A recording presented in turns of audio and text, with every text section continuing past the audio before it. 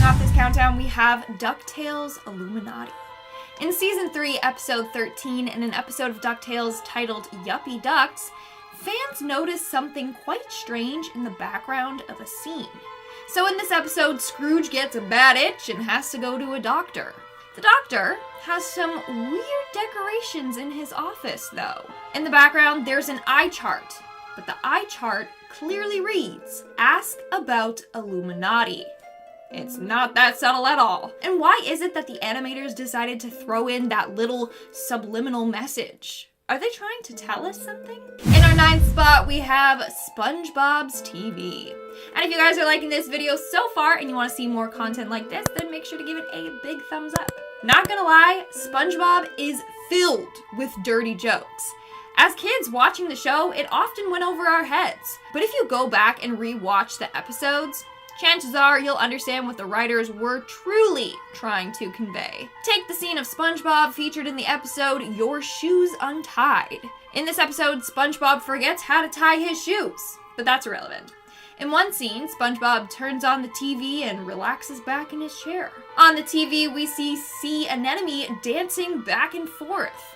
SpongeBob is clearly into this. Then Gary enters the room and he quickly switches the channel to a football game. And he's clearly embarrassed, implying that what he was originally watching was inappropriate. Gary caught him right in the middle of him watching a rated R program. In our 8th spot, we have the Three Little Pigs. Disney is sick for including this in the show. So let's take a look at the Three Little Pigs. In one scene, we see the pigs singing and dancing in one of their homes. But beside them in the back is a framed picture of sausages. And we all know that sausages are made out of pig. To make matters worse, the frame is labeled as father. So their father got turned into sausages and eaten. In another scene, we see another framed piece of meat artwork. This time, it's a ham leg, and it's also labeled father. So the Three Little Pigs' father was killed, hacked up, and sold as different meat items. Disgusting. Moving on to number 7, we have Adventure Time. Adventure Time is just another one of those shows that is filled with inappropriate jokes. But there are 2 main episodes that I want to talk about today. The first one being the episode titled, What Have You Done? In this episode, the Ice King accidentally infects all of the Candy Kingdom with an ice plague. And so Princess Bubblegum looks back through her research book to see if she's got a cure for this. Well, as she is flipping through the book, we see a number written on the page, 531-8008. Look at this number in the mirror and it spells out boobs. It does. They also carefully place the dots in the numbers to represent, you know, come on, you get it. I don't have to say it. The next episode I'm going to be talking about is the one called Blank-Eyed Girl. Now this isn't as subtle as the last episode, but basically in this episode, Jake and Flynn are looking for the creepy stuff book. While exploring a shelf with many books, they come across one titled Butt Stuff. Again, I really don't need to explain this. Moving on to number 6, we have the Rugrats. Grandpa Lou from the Rugrats always creeped me out. And the next scene from the Rugrats proves that he's just as creepy as I always thought he was. So in one episode, we see Grandpa Lou babysitting Tommy and Chucky. He tells them that he rented a movie for them. He says, and I quote, "Let's get down to some real fun. I've rented you boys some movies." He then holds up a movie featuring the Reptar. And then he holds up the movie that he rented for himself.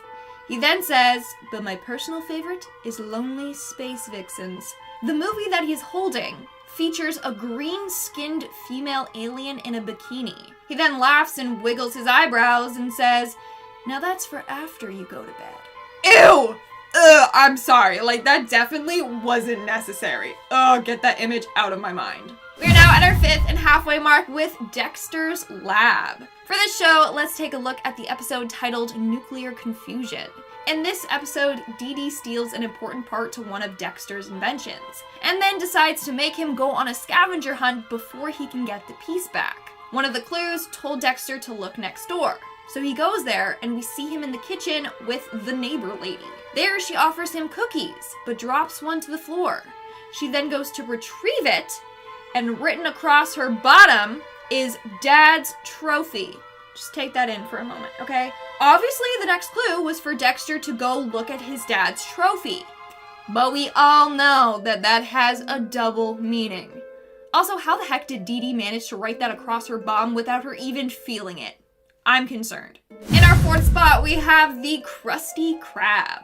This next fact, or whatever you want to call it, has ruined SpongeBob for me. I can never look at the show again the same. So SpongeBob, as we all know, lives in an underwater town called Bikini Bottom. He works at the Krusty Krab. The Krusty Krab in Bikini Bottom. Just think about it, okay? Not only that, but there's also the Chum Bucket. Bikini Bottom has a Krusty Krab and a Chum Bucket. If I have to explain this, then you're too young to be watching this video. The creators really thought they were sly with that one. Coming in at number 3, we have Dexter's assistant. How did we not catch on to this as kids? We were just so young and naive. Okay, in an episode, Dexter gets fed up with Dee Dee and decides to hire a replacement. He then hires a woman named Candy, a very tall and attractive blonde woman who is blessed in the chest area, if you get what I'm saying. At one point, Dexter asked her to dance around. She replies with, okay, but it's $50 extra. Also, the fact that they named her Candy? Come on. They made that too obvious. In our second spot, we have the Genius. Here's another dirty reference from SpongeBob. Are we surprised? I'm not. So in the episode titled Texas, Sandy gets homesick and wants to go home. If you guys know, then you know. You're lucky we're keeping that in for you. Patrick and SpongeBob are trying to think of ways to make her feel less homesick.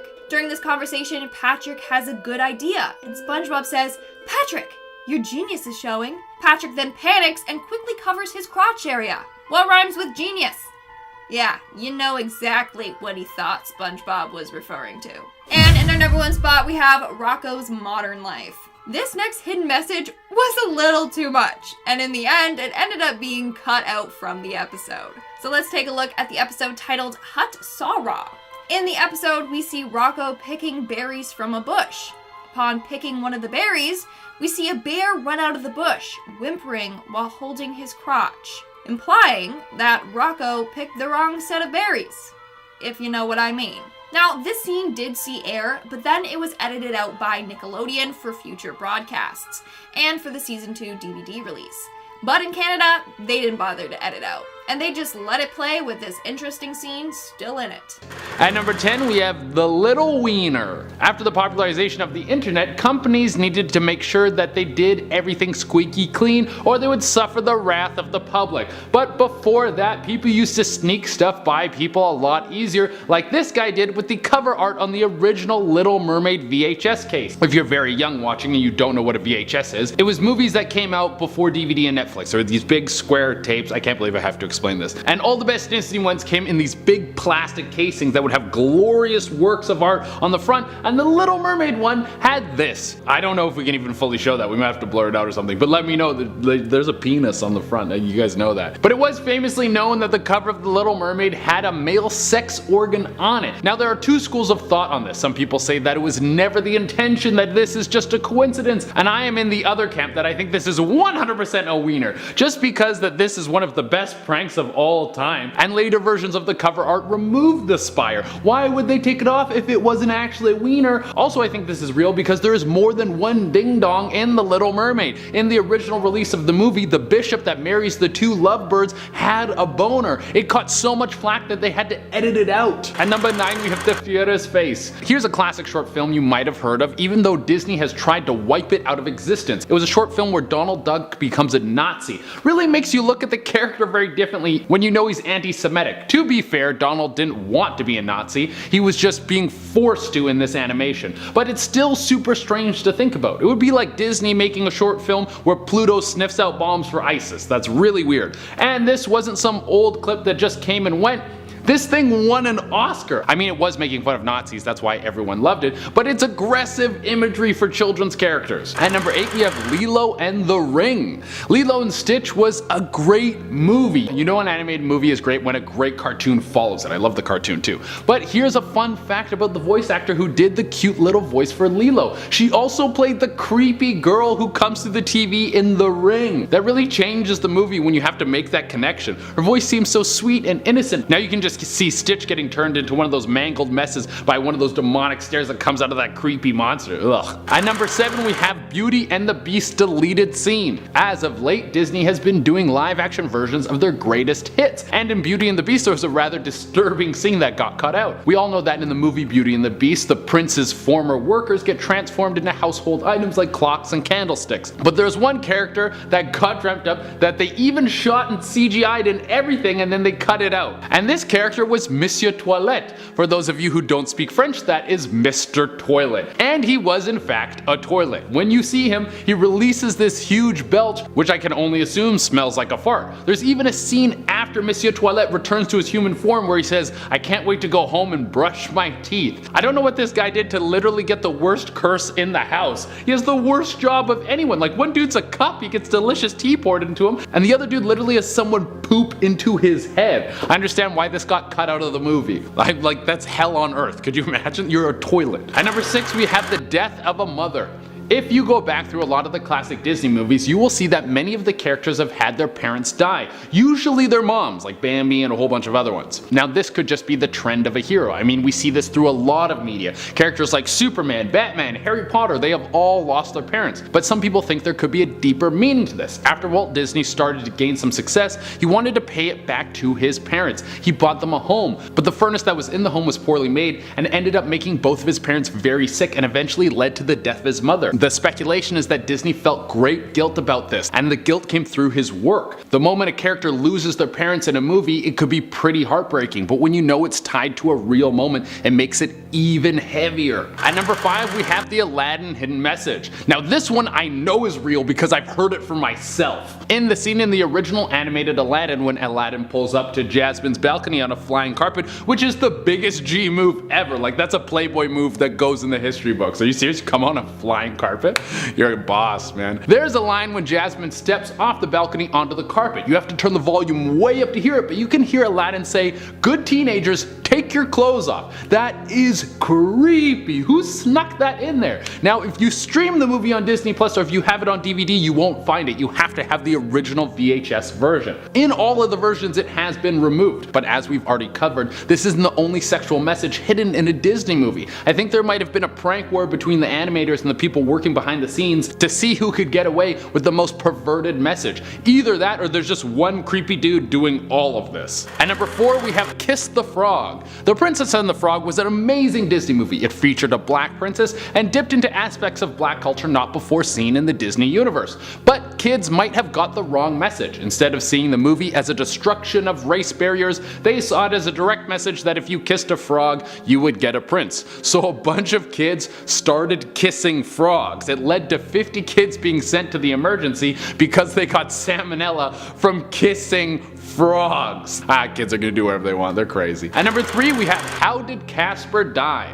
A little bit of an older character, but some of you may remember Casper the Friendly Ghost. A ghost who would hang around and make friends with other kids. But something that is glossed over with Casper is that he died as a child, and apparently it was from pneumonia. Jesus, that is dark. And then it gets even darker. The reason Casper has never moved on to the afterlife is because he wanted to stay back and keep his grieving father company so he didn't have to live alone. Oh my god, this takes the lighthearted story of Casper the Friendly Ghost and turns it into one of the most depressing stories of no hope. Not to mention Casper's dad isn't in any of the shows or movies. That means Casper had to watch his dad die while he was already dead. Oh my god, it just gets worse. At number 2 we have The Possible Truth of Finding Nemo. Finding Nemo kicks off off with the classic Disney bummer. Marlin has his wife and almost all of his kids eaten by a barracuda. This leaves him with just one injured baby named Nemo and leads him to be an overprotective dad for good reason. But some people think that every fish died and Nemo is just Marlin's hallucination, something he created to deal with the loss of his family. The trauma of losing everyone was too great, so he made up an imaginary son instead of confronting his problems.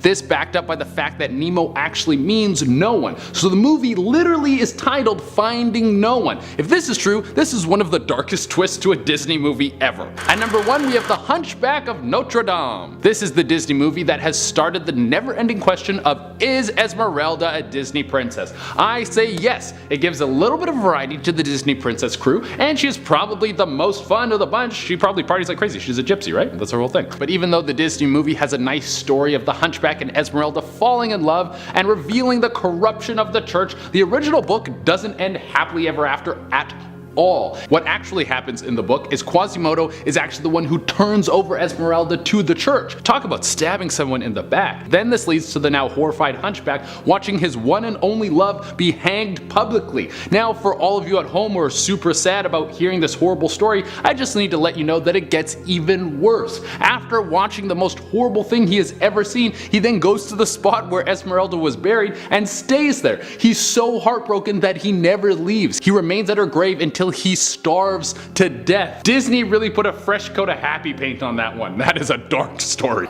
Starting off this countdown, we have Beauty and the Beast. Here's a film that surprisingly is based off of a real life story. Or so, that's what people believe. The story is of a real man named Petrus Gonzalez from 1537. He suffered from hypertrichosis, a condition that causes excessive hair growth all over a person's body. Due to his condition, he was captured as a child and treated like an animal or a beast. In fact, people locked him away in an iron cage and fed him animal food. And we all know that the Beast in Beauty and the Beast was locked away in his tower and treated like a monster as well. So now, try looking at that movie the same. Moving on to number 9, we have The Jungle Book. Disney's movie The Jungle Book was actually based off of the book by Rudyard Kipling. But in the book, Mowgli literally turns into a wild killer. So long story short, he ends up killing Shere Khan and then discovers that his parents have been captured in a nearby village. So what does he do? He destroys the village and kills a bunch of villagers. Like, where was that in the Disney version? Definitely would have made it way more interesting. In the end, he does find a safe haven in a different village, but still, this dude literally slaughtered a village. In our 8th spot today, we have Dumbo's father. Turns out that Dumbo is another Disney movie that's based off of a real story and a real elephant. Of course, you probably have realized by now that the true versions of these stories are downright dark. So in Dumbo, Dumbo's mom is Miss Jumbo, making Dumbo's dad Mr. Jumbo. Well, this is a reference to a real-life famous elephant named Jumbo, a male African bush elephant who was treated terrible. He was tortured his whole life and then killed at a young age.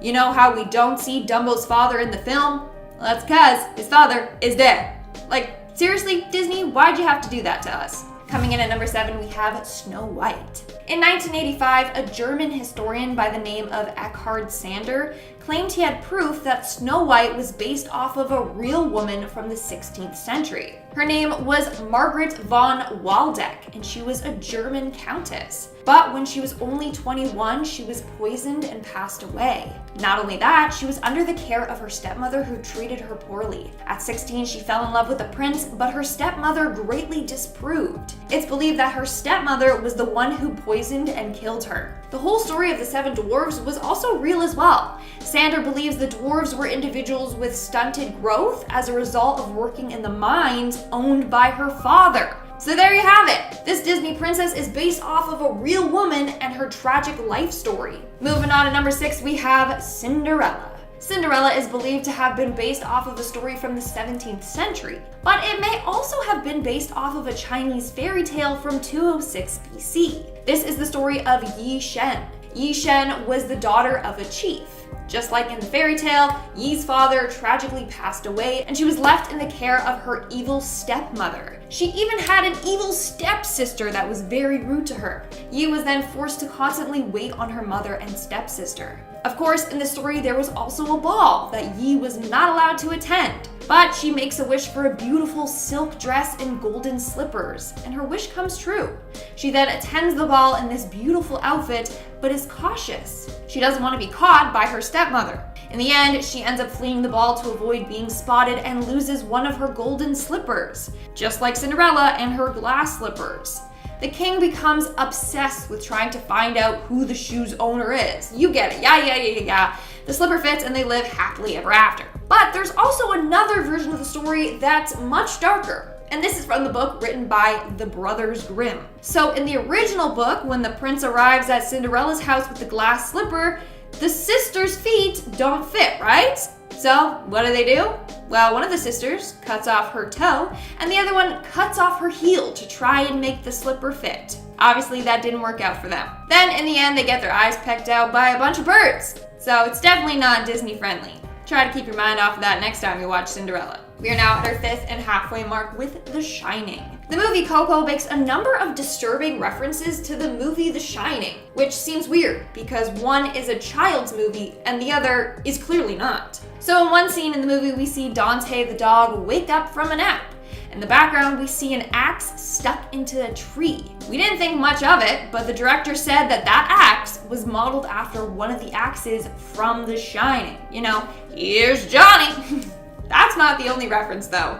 In the same shot, right behind the axe, there is a red drum. The director said this was a reference to Red Rum from The Shining, which then we know is murder backwards. So it's just creepy, okay? In our 4th spot today, we have The Hunchback of Notre Dame. I swear, this movie is based off of one of the darkest stories. So it was based off of the story by Victor Hugo.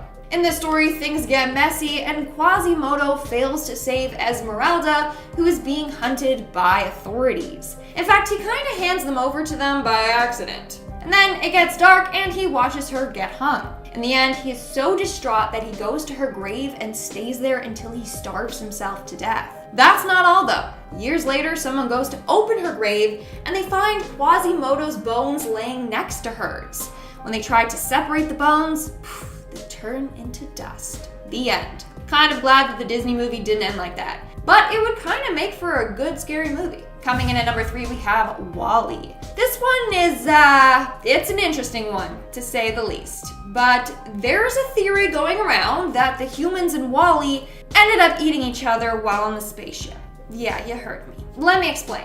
So in one of the scenes, it reveals to the audience that the humans were on that spaceship for longer than they had anticipated. They were only supposed to be there for about 5 years, but ended up being there for around 700 years. Okay, so how would they manage to have a food supply on board for that long? There's no way they could have. Here's another question. When someone dies on board, where's the body going? Well, theory goes that they take the body, grind it up, and make food out of it. Those drinks we see people slurping, yeah, it's liquid human. What makes it worse is that everyone on board the ship seems to be plump and well-fed, meaning they enjoy eating each other. That is, if they even are aware that that's what they're doing. Moving on to number 2, we have Scar's corpse. Disney is sick for adding this into their film. So Scar's dead body can be seen in the movie Hercules. In the film, there's a scene where Hercules is wearing a lion on his body while he is getting painted. He then takes it off and throws it on the floor, and you can clearly tell that it's Scar. So after The Lion King, Scar was skinned and then given to Hercules. How dark. And this was actually confirmed by Disney's lead animator. Andreas Deja worked on animating both Hercules in Hercules and Scar in The Lion King, so they threw this in as a little Easter egg. But it's not a cute or funny Easter egg, no, it's pretty dark and messed up. And in our number 1 spot today, we have Pocahontas. The true story of Pocahontas is an extremely dark and messed up one. It is nothing like the movie Disney made it out to be. So the movie was inspired by a true story of a young girl named Matoaka. Pocahontas was just a nickname given to her, and it actually means little brat or the naughty one. So there's that. But anyways, in the film, Pocahontas is a young adult. In real life, she was only 10 years old. But don't worry though, she didn't actually have a relationship with John Smith, thankfully. In fact, in real life, John Smith was said to be a very unattractive and rude individual. Anyways, continuing on, Matoaka actually did save his life by telling her tribe to spare him right before he was about to get executed. That's pretty much as far as their relationship went. But Mataoka did not have the best life. In 1612, she was kidnapped, taken advantage of, and then forced to become Christian. They even changed her name to Rebecca. She then was forced to marry a man named John Rolfe, and she had to move to England with him. Sadly, she passed away a year later at only 20 years old. Some say she became ill with smallpox or tuberculosis and died, whereas other people believe that she was murdered for looking different. She passed away without ever seeing her family again. Isn't that a messed up story to base a child's movie off of? I think so. Number 10. Belle has Stockholm Syndrome. Stockholm Syndrome is a psychological condition where a hostage begins to identify with and feel sympathy for their captor.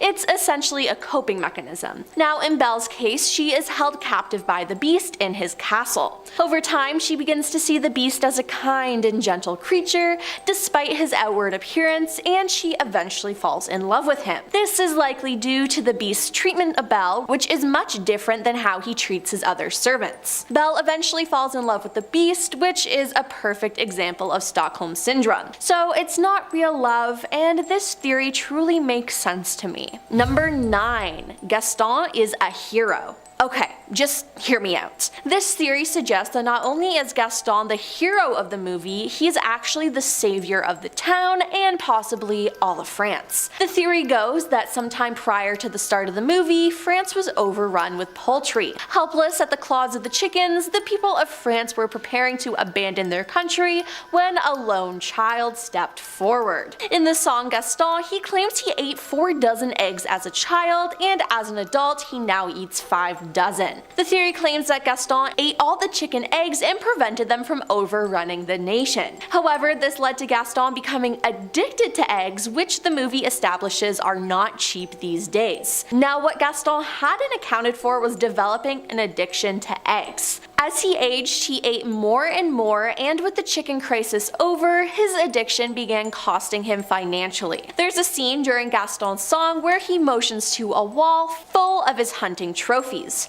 But why are they there? Does he own the bar? No, he sold them for egg money. The fact that he never brings up his egg addiction or his prior heroism can be attributed to another one of Gaston's defining character traits, his struggle to be emotionally open and his modesty. The theory is so funny to me, and with all the information in the film we're given, it seems like Gaston eats 21,840 eggs a year. But with his demise, what will happen to all the chickens? Will they take over again, and with this time no one to stop them? Who knows? Number 8. Chip is the Beast's illegitimate son with the Enchantress. Chip is the adorable teacup who calls Mrs. Potts mommy throughout the film. I love him, he's so cute, but it's proposed that she is not his real mother and that Chip is actually the illegitimate son of the prince. The theory points to the fact that Miss Potts appears to be way too old to have had a young child when she returns to human form. Amanda Menon gave this theory, stating the only way anything in this movie makes sense is if the castle's inhabitants do not physically age while under the spell, or at least age much slower. This still doesn't account for how someone as old as Miss Potts could get pregnant in pre-fertility medicine France. She asks, why are we pretending Mrs. Potts is Chip's mother? Who is Mrs. Potts close to? Who would have had cause to hide a child? And hope medical knowledge doesn't advance to the point that we know what menopause is anytime soon. It couldn't be any of the servants. Who would care if they had a somehow improper child? It couldn't be her family, they'd also be servant class, and why wouldn't he just call her grandma or whatever? The only answer is the prince. So if Mrs. Potts is covering for the prince, who is Chip's real mother? The theory goes on to suggest that the Enchantress actually seduced the prince and gave birth to his son, only for the prince to scorn her and take her child because he can't have any bastard heirs running around. Due to this, the sorrow and betrayal drove her mad, as opposed to just being offended that the prince didn't let a stranger into his home, and she cursed the castle and everyone inside, including her own child.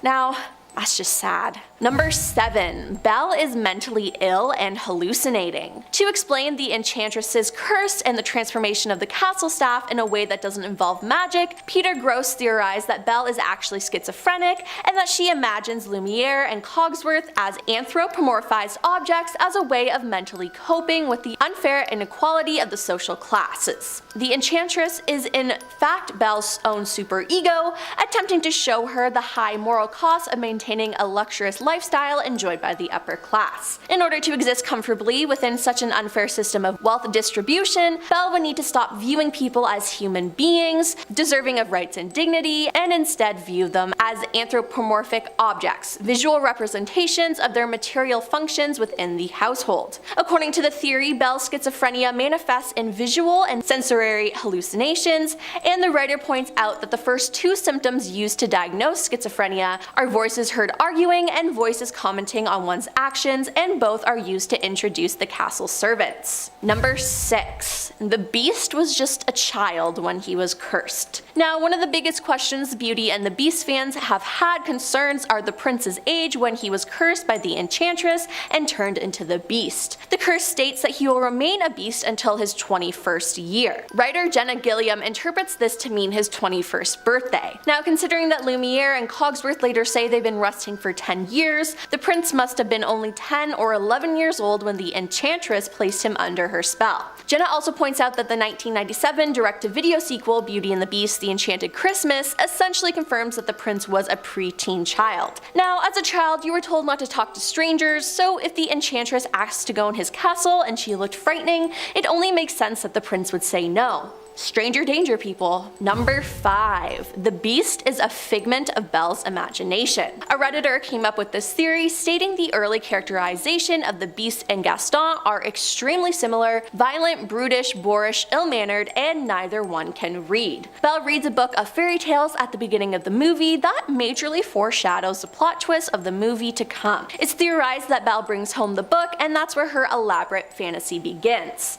Belle and Gaston are married immediately, and the entire rest of the film is Belle's fantasy of reforming her violent, ill-tempered husband into a well-mannered prince. This is why the villagers don't recall the presence of the castle in one's day's riding distance, and why Belle is not shocked by anything she encounters in the enchanted castle. In fact, she's excited by them. They are her fantasy, drawing from the fairy tale. The theory also argues that she imagines Maurice being carted off to a mental institution due to her mixed feelings towards him for marrying her off to Gaston, and that the climax of the film is a representation of Belle's hopes that the prince inside will triumph over her true husband. Number 4. Gaston's end dooms the village. Yes, Gaston is very unlikable, but it seems like he provides a lot for the village, so this theory argues that Gaston is beloved by the villagers because he provides the town with food and supplies through his hunting and leadership skills following the random and sudden disappearance of the local royalty who previously oversaw the town. Additionally, the theory proposes that Gaston's prestigious egg consumption has single-handedly propped up the poultry industry in the region.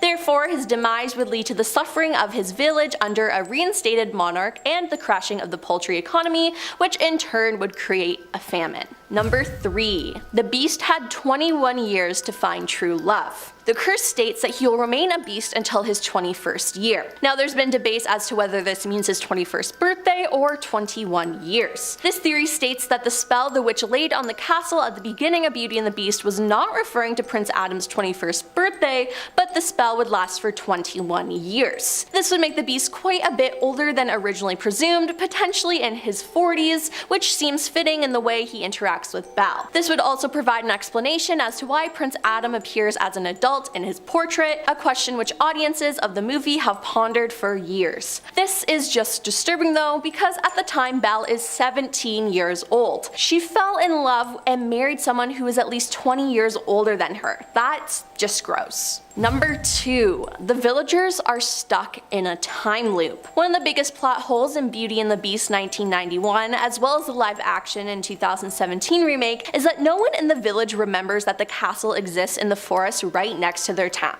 Like, right next door, and that there was also a prince that lived there and his staff, and they all went missing. I feel like that's something that someone would notice. One theory as to why the villagers forget suggests that the enchantress who cursed the prince and his staff also put a curse on the town that essentially trapped them in a time loop. However, Belle and her father Maurice seem to be outside of that loop and aren't confined to it. Why? Well, maybe because she's meant to be with the prince. Some proof of this is that Belle is able to walk through a crowded marketplace without looking, and she knows exactly when everyone wakes up every morning. For example, she talks about the baker having the exact same tray of goods every day, saying, "There goes the baker with his tray like always, the same old bread and rolls to sell, every morning just the same." Now, being stuck in a time loop makes sense as to why they don't remember, why they do the same thing every day, and why they find Belle so strange. And coming in at number 1 is the staff lure women. Another theory is that the castle servants who turned into household items were attempting to help the beast by luring women for the beast to woo.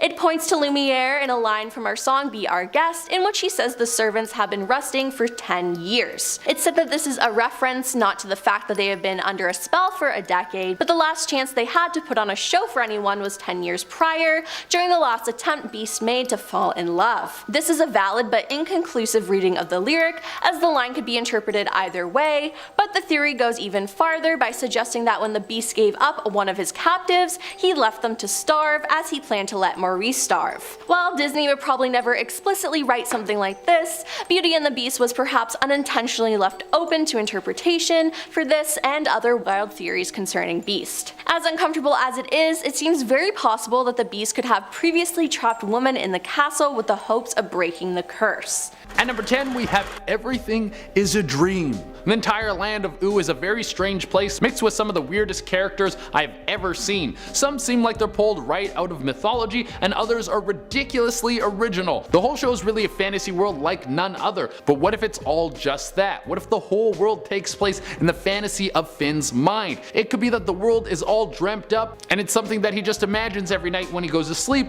or the real thing could be that Finn is in a coma, a young boy who had an accident and now is forever stuck in a dream state. A wonderful dream state, that is, filled with friends and wild adventures, but it would really be sad to think about everything that's going on in the outside world. There would be a young boy slowly withering away while in a coma, and his parents struggle every day with the thought of whether or not they should pull the plug or give their son another chance at life. Oh my god, that is depressing just talking about it. At number 9, we have Princess Bubblegum is Evil. Princess Bubblegum has always been a representative of one of the heroines of the show and seems to have the mind of logic that sets everything in the right direction. However, she is often up to something a little shady. In one particular episode, she develops a serum that turns everyone in the Candy Kingdom into a zombie, and if it wasn't for Finn and Jake, the whole place would have ended up a wasteland. She also created Lemongrab, who has his own problems to deal with, but is still a sentient creature. It seems that Bubblegum will push her boundaries with science no matter what the cost is. She risks people's lives and even creates life, even if that life has a horrible existence. She also sees herself as much smarter than everyone else, which she kind of is, but her hubris could lead to some experiments that would risk everyone's life. Again.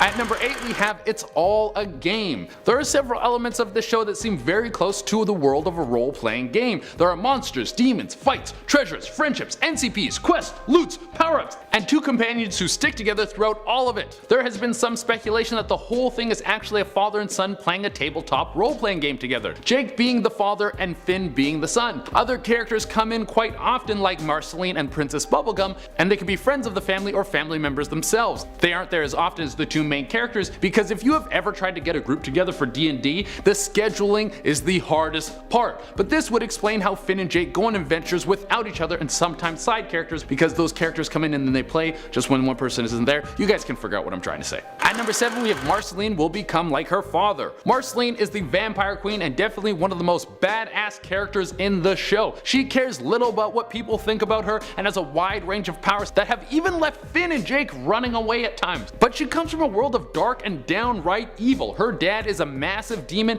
that is nearly unstoppable and has an insatiable appetite for souls. Actually, I heard that souls are quite slimming, and I understand why he would want to eat them.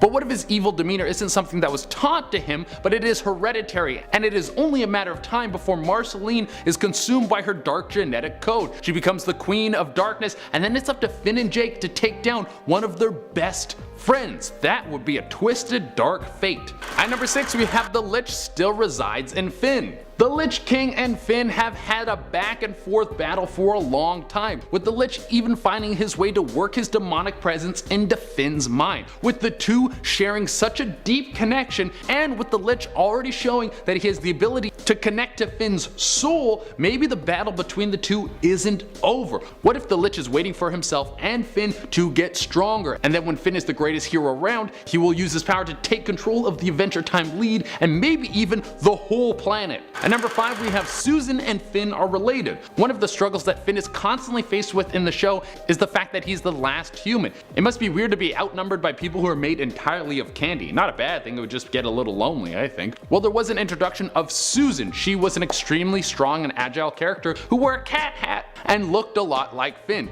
She lived with fish people, and for a while it was thought that she too was one of these fish people, but until it was revealed that she was actually human like Finn. Some people speculate that these last standing humans could be related, and even Susan could be Finn's mother. Some evidence that backs this theory up is the reason that Susan lives with the fish people is because she and Finn were separated while out at sea, and then that is where Finn gets his deep dark fear of the ocean from. This would be an extra nugget of the show, and also very interesting and also depressing. Being separated from your mom, that is very sad. At number 4, we have real nuclear war. Throughout the show there's the reference to the Great Mushroom War, which seems to have been a massive nuclear war that basically destroyed everything that was the former Earth. All of the history and everything that people once knew was completely wiped out, except for a few zombies that were left behind walking around seen in certain episodes. Well, some people think that the land of Oo is actually a parallel version of Earth, a world where the Cold War didn't stay so cold and someone fired nukes off and then got nukes in return, which led to a wasteland, and you know the rest of the story. It's an interesting viewpoint on the show, and it makes it a little easier to connect to the characters. I feel closer to them thinking that they once lived in a world that's just like ours. At number 3, we have Princess Bubblegum is from the Mushroom War. How old is Princess Bubblegum? Well, no one really knows the answer, but we can be sure that she is very, very old. We know that she has been around forever, has barely aged, and some very old characters like the Ice King and Marceline have known Princess Bubblegum for a very long time. There have been theories passed around that PB was once a human like you and me, but some experiments along with exposure to radiation led her to being transformed into the gum-like genius that we all know and love. It would kinda make sense. See, she is a genius, and she might have found a way to make sure she would survive the nuclear fallout from the Cold War heating up by turning herself into a gum lady. This could have been the only way she could make sure her body would have been survived getting blasted by radiation. At number 2, we have the Marvelous Misadventures of Flapjack Cross Adventure Time Deluxe. I just put deluxe in there for fun. This theory is actually just regular sized. But this is one of my favorite theories because I love both of these shows. The Marvelous Misadventures of Flapjack and Adventure Time might be in the same world and happening at the same time. Here are some points that are a little hard to ignore. The creator of Adventure Time, Pendleton Ward, was one of the head writers on Flapjack. And think about how crazy the world of Adventure Time is. It's not a stretch to believe that across the ocean will be a nautical themed city that built itself up after the events of the Great Mushroom War. Flapjack and Knuckles are constantly looking for Candy Island, which might have been the famed Candy Kingdom. And the reason that Finn has never gone on an adventure to find Flapjack and Knuckles is because he is so afraid of water. It's the crossover that we so desperately need. And for the number 1 spot, we have Finn's arm comes from the multiverse. Throughout the show, we see Finn's arm go through some pretty wild changes. He has a mechanical arm at one point, then the grass arm, and of course the classic organic. But in one episode we see an alternate reality of Finn where this version of Finn seems to have a robot arm. Could this be because each version of Finn has some sort of change to their arm because that's just how the multiverse works? Or is it that Finn's arm is the key to getting into other dimensions? We have seen his arm act as a sword many times. We've also seen the sword act as a tool to control the gate to the 4th dimension, if even only for a moment. So maybe the two things are linked. The show has constantly addressed the idea that there are multiple dimensions, and maybe Finn is a higher being from one of these dimensions, or maybe it's not, none of this is true and we should just ignore everything I just said. Starting off the countdown, we have Dora the Witch. Now, what can explain the fact that Dora has talking inanimate objects? Well, it may just be because it's a kid's show, or maybe it's because she's actually a witch that can conjure up spells. that one's far more interesting. Now, one of the spells is placed on the backpack and the map so that they can help her along the way. In fact, she's trying to recruit children into witchhood as well. She needs the children's help in order to conjure the spells by chanting along with her. That's why she has those chants, like chanting backpack, backpack to receive the item that she needs. Now, it is said that she also has placed a spell on Swiper. The spell is Swiper, no swiping. When she says that, Swiper will fail to take the item. If he does succeed to take the item, then he always will have to throw it away. So this spell ensures that Swiper can never truly steal anything. Coming in at number 9, we have Dora suffers from dementia.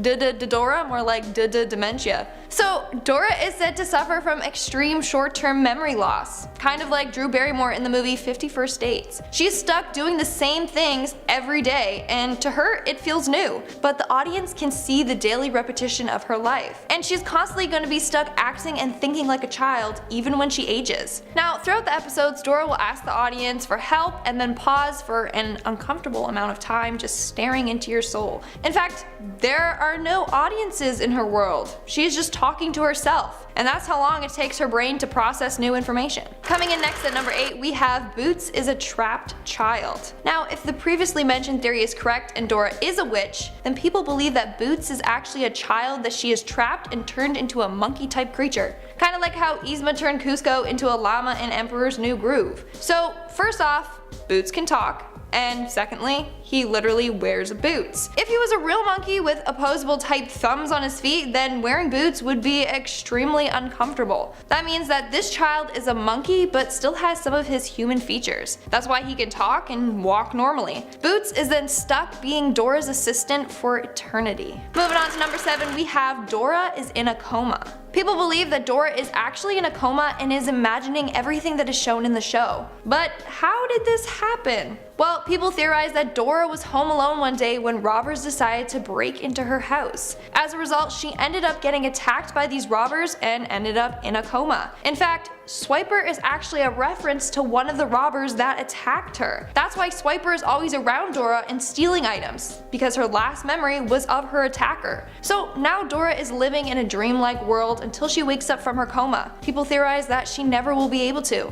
until her parents pull the plug. In our 6th spot, we have Swiper is a human. Now, people believe that Swiper was actually a man who then got turned into a fox. So this theory surrounds the idea that Swiper was once a poor peasant. He wasn't the nicest man, and as a result for his bad behavior, Dora punished him by turning him into a fox. Now, why would Swiper constantly want to steal items but not keep them? Because he just always throws them away right after. Seems like a complete waste of time. Well, what if Dora's backpack holds the potion to turn Swiper back into a human? Now, that would make sense to why he's always following Dora around. He's just waiting for the opportunity to sneak into her backpack and get the potion. He may steal those other items to distract Dora until he has a chance to get what he truly wants. We are now at our 5th and halfway mark with the cursed backpack. Now, Dora's backpack looks completely harmless. It's literally a bag with a face on it that sings. But turns out the backpack has a darker agenda.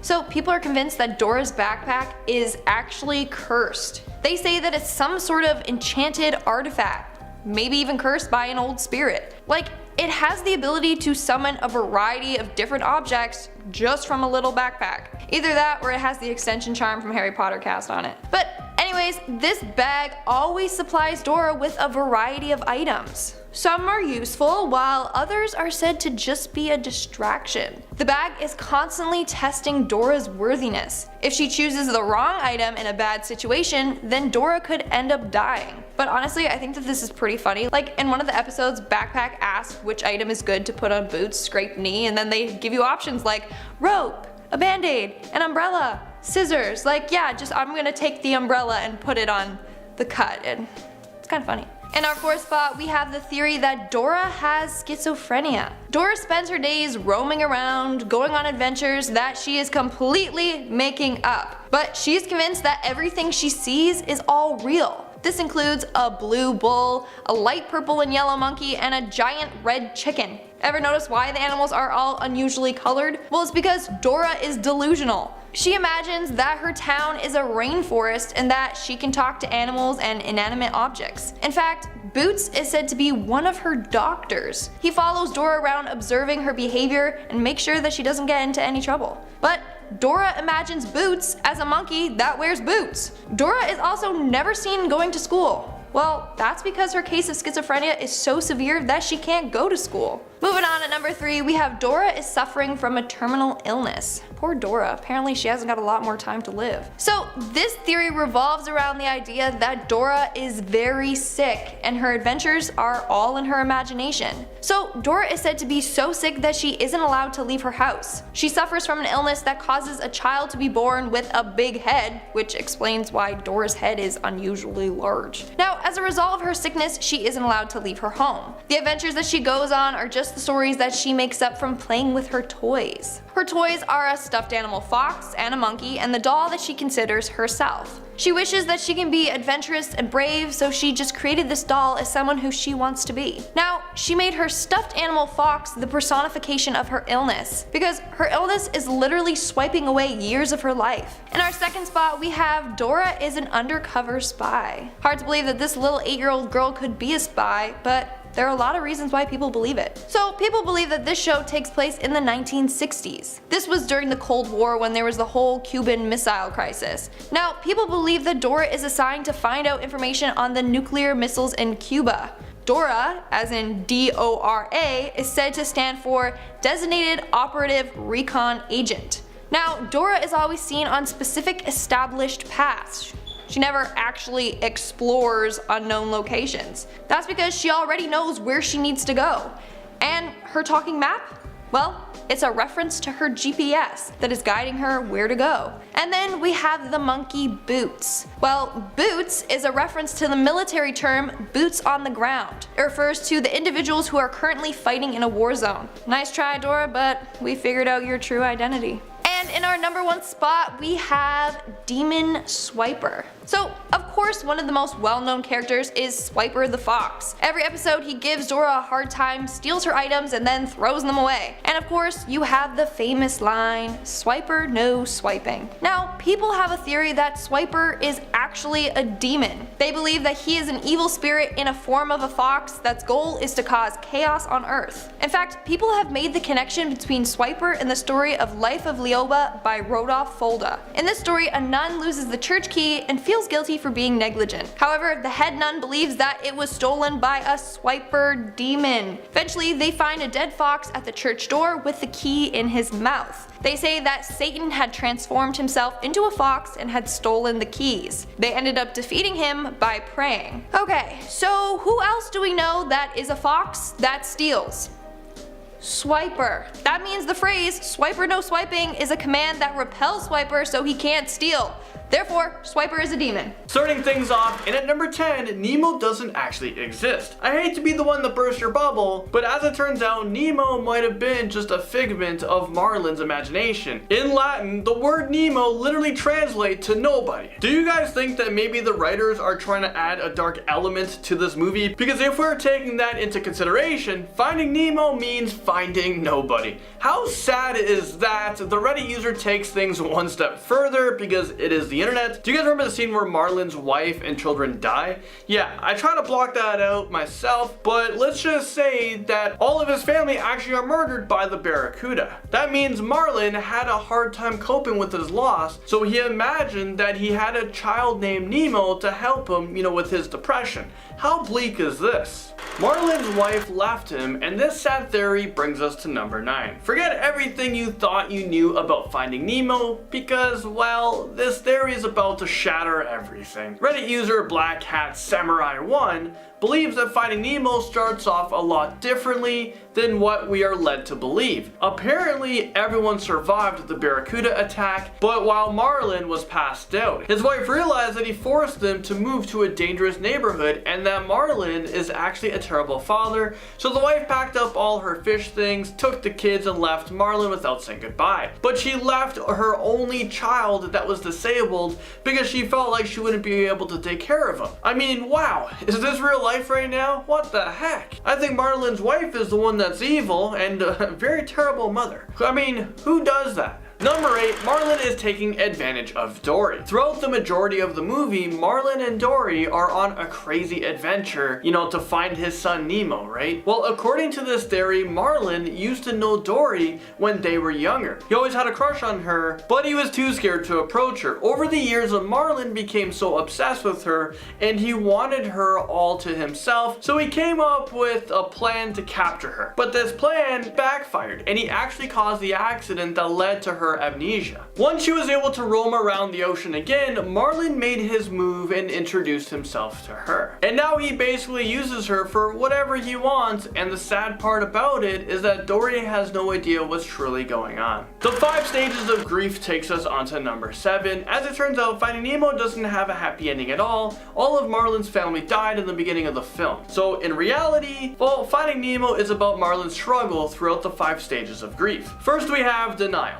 Marlin has been suffering from denial ever since the Barracuda attack, and he refuses to believe that his son actually died in the attack. Next we have anger. This is pretty clear, where we see Marlin have a ton of outbursts with Nemo. And do you guys remember when we see Nemo at the drop-off? This is the first time that Marlin realizes that Nemo has disappeared and he might actually not be alive. Bargaining comes next. This takes the majority of the movie when Marlin is desperately searching for his son, and he'll do anything to bring him back. Then we have depression, and this is pretty apparent when Marlin saw Nemo's dead body. Yes, I know Nemo was only faking his death, but Marlin didn't know that. Then we have acceptance. When Marlin is captured by a fishing net, Marlin accepts that the only way he'll be with his son again is if he dies himself. I don't know about you guys, but I'm pretty sure that I'll never be able to watch this movie ever again. It's just not the same after, hearing about this. Number 6, what really happened to the fish from P. Sherman's fish tank? The tank gang were the fish from the dentist's office. The fish that helped Nemo make it back to the ocean. But the last time we see them, they're floating in baggies at the end of the movie. I'm pretty sure that whenever we buy a fish from the pet store, they tell us that you should keep the fish in a bag and place it on top of your aquarium water for about 15 minutes and then release them into your tank just so the water levels, the temperature can get as close as possible. And according to Google, fish can survive in a plastic bag for about 7 days. I'm pretty sure the tank gang had no way of escaping from those plastic bags. Oh, and during the Finding Dory post-credit scenes, we see that the tank gang is still in the same plastic bag as the original movie, and they traveled all the way to California. Wouldn't they just run out of oxygen? And wouldn't they be starving? Oh, and their water, it has to be full of waste as well. There's no way it's that clear. So I think that the tank gang wouldn't be able to survive in real life, and I think that they actually died from either, suffocation or starvation. Either way, it wasn't pretty. Next up, number 5, we have petting zoos. This next theory is actually pretty disturbing. Apparently in the Finding Nemo universe, there are a ton of theme parks where they force mentally and physically impaired sea creatures behind cages where other fish can feed them and watch them swim around like some sort of sick and twisted petting zoo. Do you guys remember in the post-opening credit scenes, Marlin and Nemo, well, when they were swimming to school and Nemo said that he hopes his dad doesn't freak out like he did at the petting zoo? Why the heck would fish need a theme park with a petting zoo? This is kind of equivalent to having a petting zoo full of humans. I mean, that's immoral and wrong. The real synopsis takes us to number 4. How would you attempt to describe the plot of Finding Nemo? I'd probably say something like this. Finding Nemo is about a father who will stop at nothing to rescue his son from the dangers of the open water. But what if I told you guys that the real synopsis is something more like this? It's a movie about a serial killer who kills a little boy's mom and all of his other siblings. And the attack left a little clownfish with a disability, and in a sudden turn of events, the boy gets kidnapped and the dad goes on an adventure to find and save his lost son with the help of a mentally disabled woman. So you're telling me Finding Nemo is about serial killers and kidnapping? I mean, that's it. I'm officially done here. How do we get past this dark theory, and how do we watch Nemo again after learning about all this? Well, next up, number 3, we have Bruce is the son of the shark from Jaws. Yeah, that's right. Our favorite favorite vegetarian shark, Bruce, might be the son of the shark from Jaws. Apparently in the set of Jaws, there were a bunch of shark models that were used for filming. All of them were named Bruce. In Finding Nemo, Bruce never knew his father, and it's actually pretty common for great whites to leave their infant children behind since they can swim at birth. Also, Bruce is a part of a support group that goes against being mindless killing machines. Maybe his mother told him who his father was and he vouched to never be like him. Or maybe his father left his family because he wanted to terrorize and eat humans. You know what? I'm just glad that Bruce isn't anything like his father, or else Finding Nemo would be an entirely different animation. I'm not sure Pixar would be behind that one. Dory's memory loss is caused from a traumatic incident she had when she was young, and this theory brings us to number 2. I mean, have you guys ever wondered what happened to her? Well, throughout the entire film, we obviously know that Dory is struggling with some form of amnesia or short-term memory loss, but we don't really know what happened to her. All we know is that Dory wasn't born with this condition. So what could have caused her to suffer from her debilitating memory loss? Maybe Ellen DeGeneres just forgot her lines and that's what happened. Well, one theory suggests that she was physically abused by her parents every day. She grew up in a really bad household where her parents didn't love her and they took out all their frustrations on her. So Dory could be struggling with, a combination of repressed childhood memories and a physical impairment on her brain that is causing her to lose her short-term memory. Let me know if you guys have other theories about that one in the comment section below. How did Dory lose her memory? Number 1, Marlin only wanted to find Nemo so that they can reproduce. Okay, now I can officially say that I'm scarred for life. At first we thought this is a story about a father and son relationship, but things took a turn for the worse with this theory. In a clownfish colony, a male and female are in control. So in Finding Nemo, Marlin is a dominant male and Coral, his wife, is a dominant female. But when a dominant female of the colony is removed, the dominant male will change into the dominant female. Yeah, you heard that right. A little confusing, but that's how it goes down. Clownfish are all born as a male, but they possess both female and male reproductive organs. So in the beginning of the movie, Coral and Nemo's other siblings all died, so that means that Marlin would have to change into the dominant female, and the next fish in line would be the next dominant male, that being Nemo. So essentially Marlin is searching for his son Nemo so that they can reproduce and build a new clownfish colony. That just sounds so wrong on so many different levels, and I wish I didn't research that. Coming in at number 10, we have The Cell. It seems that Elsa's parents weren't so great after all. Sure, they kept it in her room, but that was for her own good and her sister's safety, or so they probably justified it to themselves. But did they have a much darker plan B? So this theory centers around the cell in the royal family's castle that Hans locks Elsa up in. It has special chains that lock her hands up inside them, making her powers pretty useless. The only thing is that Hans doesn't actually know about Elsa's hands at this point, so he couldn't have been the one that commissioned that design feature.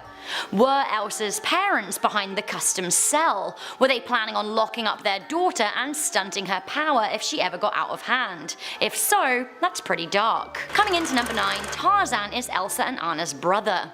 Apparently this insane theory has actually been confirmed. So the theory goes that instead of dying in a shipwreck as we believed, Elsa and Anna's parents survive and are washed up on an island. Their mother didn't realise that she was pregnant when they set sail, but she soon realised that she was carrying a baby when they reached dry land. Their dad, the King of Arendelle, was no longer concerned with titles, he just wanted to keep his family alive. The theory goes that he built a treehouse in the jungle for his wife to give birth to the baby boy, a younger sibling for Elsa and Anna. This boy was Tarzan. Just when you think that actually this sounds like a way happier ending, let me interject. They still die. Horribly. Instead of drowning in a shipwreck, they are savaged by a leopard. Which is worse, drowning or being shredded by a wild cat. La la la la la la. Disney, cheery. Coming in at number 8, we have Joan of Arc. Joan of Arc was just 19 years old when she was burnt alive at the stake, a similar age to Elsa and Anna. In Disney's Frozen, we can see a painting of the fearless Joan of Arc on the wall. Now this has led to a lot of people to speculate that actually there might be some link here. The theory goes that magic runs in Elsa and Anna's family but manifests itself in different ways. Now, were they related to Joan of Arc? Joan of Arc had visions and may well have been a witch, but she was burnt at the stake. Elsa also has magic in her blood, but her ice powers developed as a protection for her skill. Had Joan had the same powers, she would never have been burned. When it's ice versus fire, ice will keep you safe, especially when a witch hunt's on the cards. Did Elsa develop these in sympathy for her ancestor? Coming in at number 7, the trolls are evil. Traditionally, trolls aren't seen as good guys in literature, but in Frozen they seem like friendly fellows. They raise Kristoff, help Anna, and advise her parents. But wait, did they or did they not steal a baby and a reindeer? They could have returned Kristoff to his family, but they didn't. They also were the inspiration behind Elsa's parents locking her up. Did they inspire fear in her parents, knowing that would lead Elsa to have a breakdown one day? Some even go as far as to say that the trolls were the ones that turned Hans evil. The theory generally goes that Hans was actually a nice guy when he met Anna and stopped her from falling into the ford, but after meeting the trolls, they made him a bad guy because they wanted Anna to love Kristoff and not him. Interesting. Coming into number 6, Hans isn't real. So Frozen is based on a book by dark fairy tale author Hans Christian Andersen. Now, in the original story, the Ice Queen, she has a mirror that is used to obscure people's perceptions. Now, the theory here goes that Hans is a play on the mirror of the original story and never really existed at all.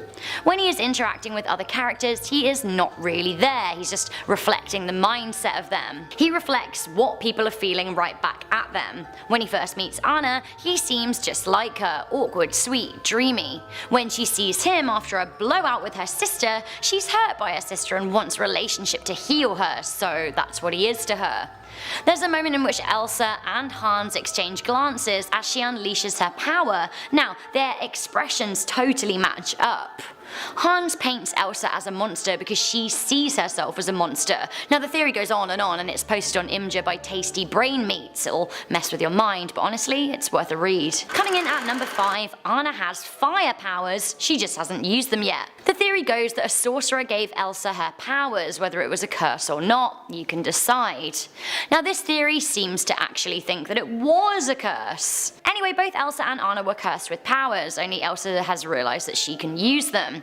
Elsa has white hair, icy icy. Anna has red hair, fiery fiery. Elsa is winter, Anna is summer. Cool. The only thing is that these powers are, well, powerful. We already know that chaos ensued as Elsa learnt to use hers and she accidentally started freezing people. I think in terms of retaining my facial features, I would rather be frozen than burnt. Can you imagine what will happen if Anna finds out that she has fire powers? She could burn all of Arundel down. Maybe the Frozen sequel will be called Burned and it will focus on Anna's struggle not to blaze the place. Coming into number 4, Arundel fought the clans of Brave. Some super deep divers have concluded that Brave and Frozen not only exist within the same universe, but at around the same time. Redditor, the Jarvie, said that Arundel, which is likely on the Norwegian coast, is a new settlement that came after a war with the medieval Scots. The theory says that the kingdom is so sensitive towards Elsa's powers because they had a run-in with the sorcerer. The sorcerer used her magic for bad and it made people very, very sensitive when they saw even a whiff of magic. The theory also says that the medals worn by Elsa's father and the Duke of Weaselton were gained during the war mentioned in Brave. Now, it's really not nice to think of Disney characters fighting and killing one another, but it could have happened. Norway and Scotland did have a lot of historical beef. Coming into number 3, Spider-Man and Elsa are brainwashing children. Elsa practically became the most popular Disney princess overnight. The success of Frozen paved the way for Elsagate, which actually was a dark YouTube trend in 2017. Basically, there was a YouTube channel enacting Spider-Man and Elsa fan theory scenes, but these involved them kissing and him getting her pregnant, which, I mean, it's just confusing for kids really, isn't it? There's a dark theory out there that the channel was specifically aimed at children, which to be honest doesn't seem like much of a stretch of the imagination considering the colours used on the channel and the way the thumbnails looked. So why? Why would they aim this content at children? Well, the darker extension of this theory says that actually the channel was specifically created by very dark minds with the intention of sexually sexualizing young kids, which is absolutely truly awful. Luckily, the Spider-Man and Elsa craze seems to have died down after YouTube waded in a bit, and actually it makes me feel really uneasy when I think about it like this. Coming in at number 2, Hans escaped and can time travel. What? Hans breaks Anna's heart and tries to murder Elsa. What an absolute... well, I can't say the words for the gentleman like him on this channel, but honestly, think of the worst word that you can imagine in your mind, don't say it out loud. Hans is that. He's that word. Hans, you're a fill in the blank. He was exiled from Arundel, but honestly I feel like he should have met a worse punishment. He could just find another person to ruin outside of the Arundel walls, and maybe he will. So fast forward a few hundred years, and there is a worrying Easter egg in Big Hero 6. A wanted poster for none other than the murderous, scheming love rat Hans. What is he doing here in the future? To me, he's clearly mastered time travel and is hanging out in the 21st century ready to hurt a new swathe of babes. Hans? No, we need to stop him. He must be stopped. Alright, finally, I put this at number 1 because it seems the most likely, and if it is true, then it is seriously messed up. That's right, Kristoff could be wearing Sven's mum's dead carcass. Tra-la-la-la-la, la-la-la-la. So Kristoff seems like a swell guy, much better than awful Hans anyway. His best mate's a reindeer, which is, you know, pretty great. What's not to love about that? A man who loves animals. Good on him. Kristoff and Sven are best mates forever. But there are some theories out there. Some theories say that Kristoff is actually a young Santa Claus, what with his affinity to reindeer and everything. But then again, there's also a theory that Kristoff's coat is made of Sven's mum. Right. It is indeed reindeer hide fur that he's wearing, so the theory says that his family killed the mother, used her skin for clothing, and took pity on her sad calf and gave it to young Kristoff as a pet. The theory says that the reason Sven likes Kristoff so much is that the smell of him reminds him of his mum. Ugh. Honestly, how awful. Coming in at number 10, we have Dale Gribble encountered Kang and Kodo. If you are a fan of King of the Hill, you will know that Dale Gribble is one of the biggest conspiracy theory nuts of all time. Pretty much every episode he has some crazy idea about what could be possibly going on in the world. One of the biggest things that Dale is obsessed with is the idea that aliens exist and that they have been to the planet before. Some fans think that they met up with Dale just to mess around with him, but not just any aliens. Some people think that it was Kang and Kodo from The Simpsons. This is backed up by the episode where the King of the Hill characters make a cameo in The Simpsons. This means that the two shows exist in the same universe if we are judging by normal crossover rules. Now, as far as we know, there haven't been any official aliens spotted in the King of the Hill universe, but Kang and Kodo are in The Simpsons all the time. So they might have come down to mess around with Dale a little bit to make him the crazy character that we all know and love. Coming in at number 9, we have Who Fathered Luann. In King of the Hill, it's made very clear that Peggy and Hank are pretty much fostering Luann, who is Peggy's niece. But some people think that Luann's father is actually in the show a lot. Some say that Hank is her father. He cheated on Peggy with her sister, got her sister pregnant. The whole thing was kept hidden from Peggy. Then Peggy's sister Leanne blackmailed Hank to take care of their daughter under his roof, or she would tell Peggy that the two of them had an affair. I mean, I hope that none of this is true. A big part of the show is about how true Hank is to his values, and this would basically tear all of that away and make most of the show about a big hypocrite who should never tell anyone what's right and what's wrong. Coming in at number 8, we have Boomhauer is a spy. When you have someone like Dale Gribble walking around the world talking about how the government is out to get him and aliens are real and whatever other crazy ideas he comes up with, you are eventually going to get some attention from the very people you are spreading rumors about. Some people think that Boomhauer has been working with the government this whole time, basically just to keep an eye on Dale and make sure that he doesn't do anything stupid while he's on one of his rants. You can never be too careful with people like that. The backbone of this theory is that Boomhauer's job is a secret throughout the whole show right up until the end, and then it's finally revealed that he is a Texas Ranger. The Texas Rangers handle major investigations throughout all of Texas. Maybe he never brought this up because the guys don't know, because he has to keep it all a secret. Coming in at number 7, Dale is right. Well, rolling off the last theory, we go right into the idea that the reason that the Texas Rangers sent someone to spy on Dale is because he's actually right about some of the crazy rhetoric he's spouting all the time. If he was just a regular crazy guy, they wouldn't have to worry about anything, but at least one of the wild conspiracy holes that Dale has been digging might actually have some gold at the bottom of it. Could it be that aliens are real? Could it be something about the JFK assassination? Or could it be the fact that he thinks his wife was was impregnated by aliens and that's why his son looks Native American. No, I think we can all agree that it was John Redcorn who did that. Coming in at number 6, we have Dale and Nancy are secretly swingers. I feel like most of this list will probably be about Dale Gribble. Most of the scary things that happen in the show are from something crazy he has done. Now, how is it that Dale questions everything? He is suspicious of everyone,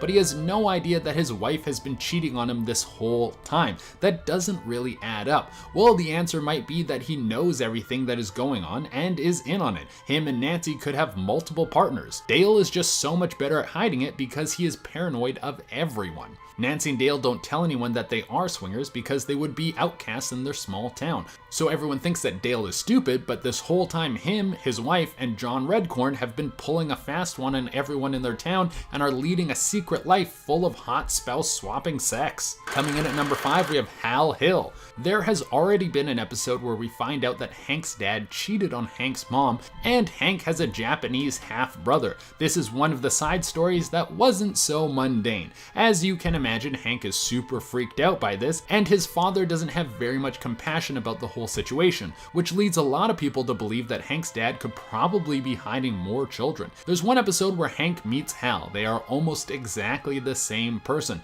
They are so alike that they become very good friends very quickly. What if it was another one of Hank's unknown half-brothers just wandering around the world? Coming in at number 4, we have Peggy had a serious brain injury. For those of you who are deep into the King of the Hill, you will know that there was an episode where Peggy goes skydiving and she lands in a field without her chute opening. Now, she obviously doesn't die, but some people think that this had a major effect on her brain. It was in season 4 where we see Peggy's personality start to shift to someone who is extremely narcissistic. I mean, she was always full of herself in a way that was funny, but after the accident, it starts to ramp up. The theory is she got hit in the head so hard that it gave her a personality disorder where she literally thinks she's better than everyone and can't turn down a challenge. I mean, there's nothing wrong with being ambitious, but Peggy will take it to the point where she puts herself in danger, she puts her reputation on the line, or she risks her relationships with her friends and family. Now, of course, you have to exaggerate things to keep them interesting on a show, but there's no way you fall from that high up in the sky, hit the ground, and then walk away with no lasting problems. Coming at number 3, we have Hank has a mental disorder.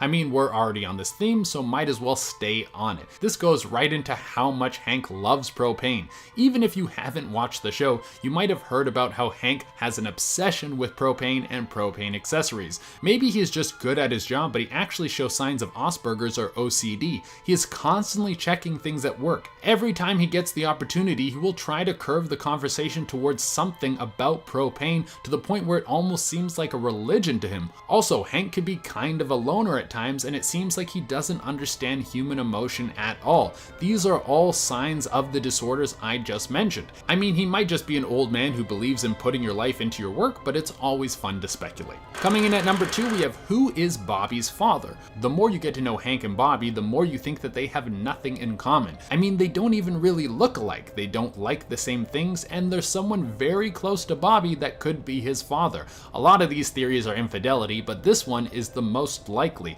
What if Bill Dotrey is Bobby's father? I mean, just look at them. They both have so much in common. They are both doughy airheads who have a passion for art and performing. Maybe Bill's genes are strong enough to change the way Bobby lives. And there's even an episode where Peggy says that she's only ever slept with one man other than Hank. What if that guy was from across the street? And Bill is also in love with Peggy, which comes up a lot in the show. I mean, that is an old trope for animated shows. You have Quagmire who loves Lois, and you have Mo Sizlak who's in love with Marge, but maybe Bill was actually able to seduce Peggy with his dumb boy charm. And coming in for the number 1 spot, we have Cotton Hill isn't dead. Cotton Hill, who is the father of Hank Hill, is one of the craziest characters on the show. We already covered that he lied to Hank about having a second family, and he fought in the Korean War, which left him with no shins, and that is one hell of a war story. Well, eventually we got to season 12 where the old dude couldn't keep going anymore. It was a crazy choice for the show, and honestly, even though he was racist, sexist, and downright insane, it was a very sad moment, and there's a piece of all King of the Hill fans who will still miss that little crazy dude. But what if he's not dead? Some people think that Cotton might have faked his death because he was wanted for war crimes.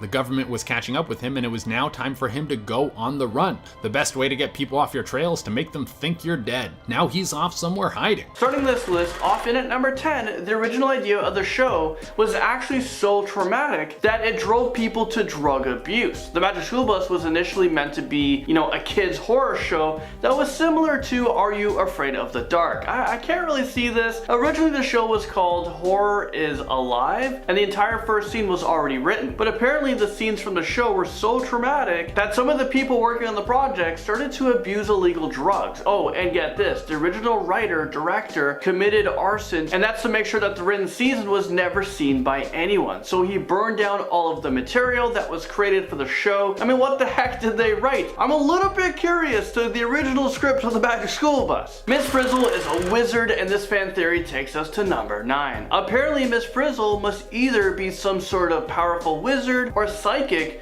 because she always manages to stay calm and get the class out of like any life-threatening events that they always seem to be in every episode. Some people even believe that she went to Hogwarts School of Magic, but then she dropped out because she was failing. Maybe that explains why her field trips are, sometimes disastrous, and oftentimes we see the kids facing some pretty dangerous scenarios. Maybe the Frizz needs to go back to wizard school so that she can relearn, the fundamentals. Number 8, Miss Frizzle was basically a child abductor. Think about it for a minute. Miss Frizzle told the parents that she would be taking them on, innocent field trips. Sometimes she says that she was taking them to the zoo or the planetarium, when in reality, she was taking them to outer space or Antarctica. If you were these parents, wouldn't you be super upset? I know I would be. She's lying to these parents and taking them on these crazy field trips where they have an 88% chance of dying or losing a limb. I mean, she's exposed them to radiation, hypothermia, and some other pretty intense situations. I bet the majority of the time she didn't even get the permission slips from the parents. Or maybe like she's forging them herself. It seems like she kidnapped them during the day and made sure that they were back when school was over. I mean, what's stopping her from kidnapping all of these kids and never coming back? I mean, the police would never be able to find her. Miss Frizzle is basically the Tony Stark of her time, and this takes us to number 7.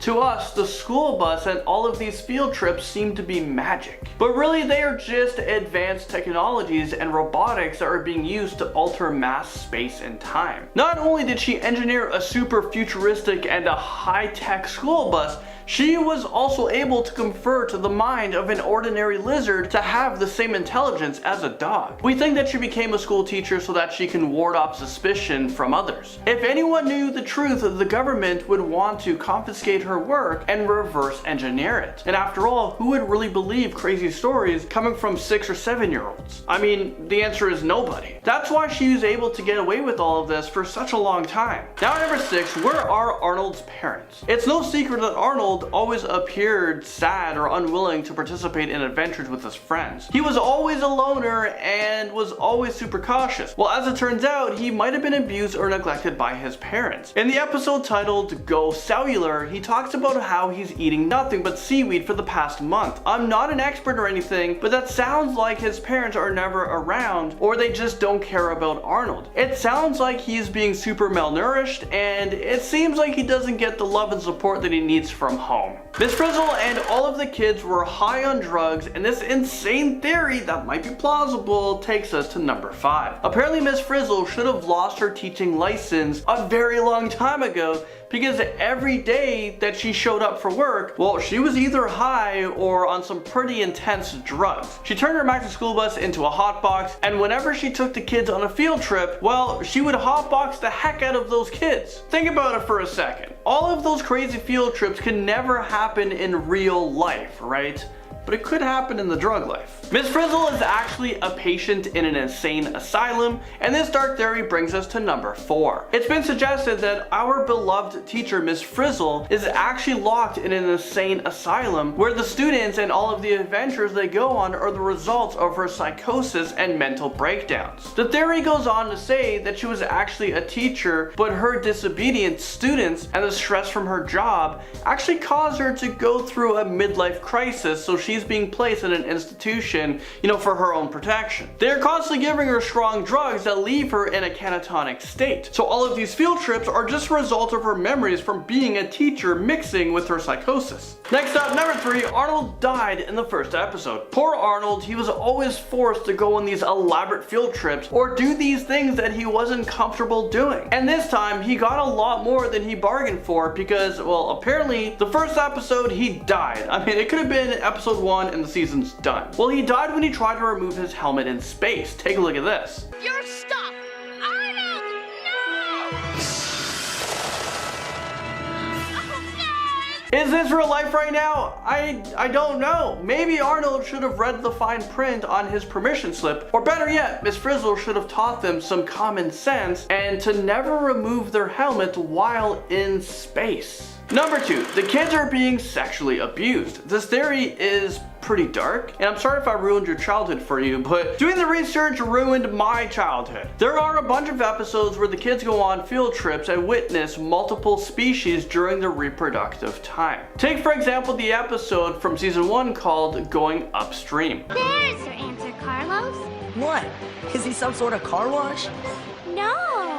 Don't eggs have to be fertilized by the males before they can grow and hatch? The kids are converted into miniature size and they're put into salmon eggs. Later on, you can see that the male salmon ejaculates on the eggs while the kids are still in there. So what if these kids were actually being sexually abused on field trips and they just come up with these wild stories, as a way to cover up from the trauma, and their parents never believe them? Miss Frizzle is a cold-blooded murderer, and this takes us to number 1. Alright, so it's speculated that Miss Frizzle is involved with a top secret organization who built and manufactured a magic school bus. Miss Frizzle would take her students on crazy field trips so that she can test their endurance and strength. The weaker students would be brutally murdered while the remaining students would be taken to a secret laboratory to have their minds erased. The organization and Miss Frizzle would teach these kids to be cold-blooded murderers who were trained to take control over Earth. This would explain why her class was so small. Not everyone made it out alive. Starting off this countdown, we have the Society. Theory goes that every character in Zootopia represents a different aspect of society. For example, the sloths working at the DMV represent how slow that place always is. Then you have Mayor Lionheart, who represents the fact that figures of power tend to hide secrets from the public. In the movie, he knew all about the animals that turned savage, but was hiding this information from the town members. Then you have the police force, aka the boys club. It highlights how the police force is a male-dominated profession that doesn't take female officers seriously. And lastly, you have the hamsters. In the film, you see a bunch of them dressed identically, leave their work office, and all move in sync. Well, they highlight the typical life of a 9-to-5 worker. They all have the same lifestyle, which includes waking up, going to work, going home, going to sleep, and it's just a continual cycle. They eat, sleep, and breathe work. Moving on to number 9, we have the universe. There's a theory out there that The Lion King, Robin Hood, and Zootopia all exist in the same universe. So they believe that Nick Wilde is related to Robin Hood. He is one of Robin Hood's descendants. Then they state that Mayor Lionhead is related to Simba and King Richard and Prince John from Robin Hood. The Lion King shows the events between the predators and the prey that occurred before Zootopia.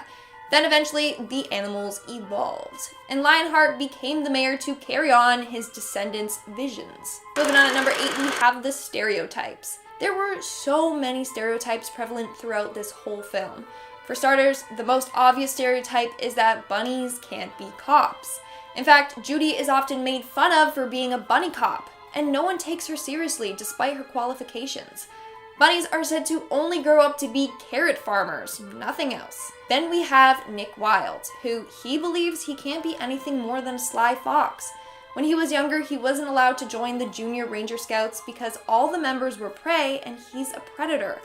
As a result, he was tormented for this. So this movie is said to highlight the negative impacts that stereotypes can have on individuals.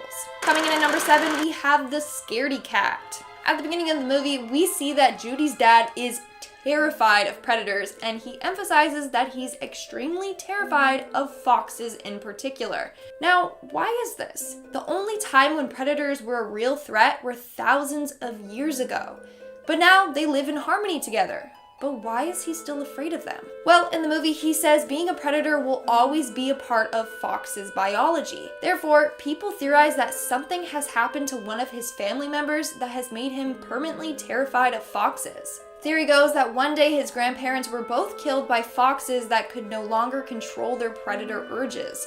Since that accident, he believes that at some point, all predators will reach their breaking point and attack prey. In our sixth spot, we have the brainless animals. So there is something undeniably wrong with the hamsters in the movie. During one of the scenes, we see that the hamsters not only dress the same, but they also work in the same building and they all copy each other's movements. If one hamster does something, then they all follow along simultaneously.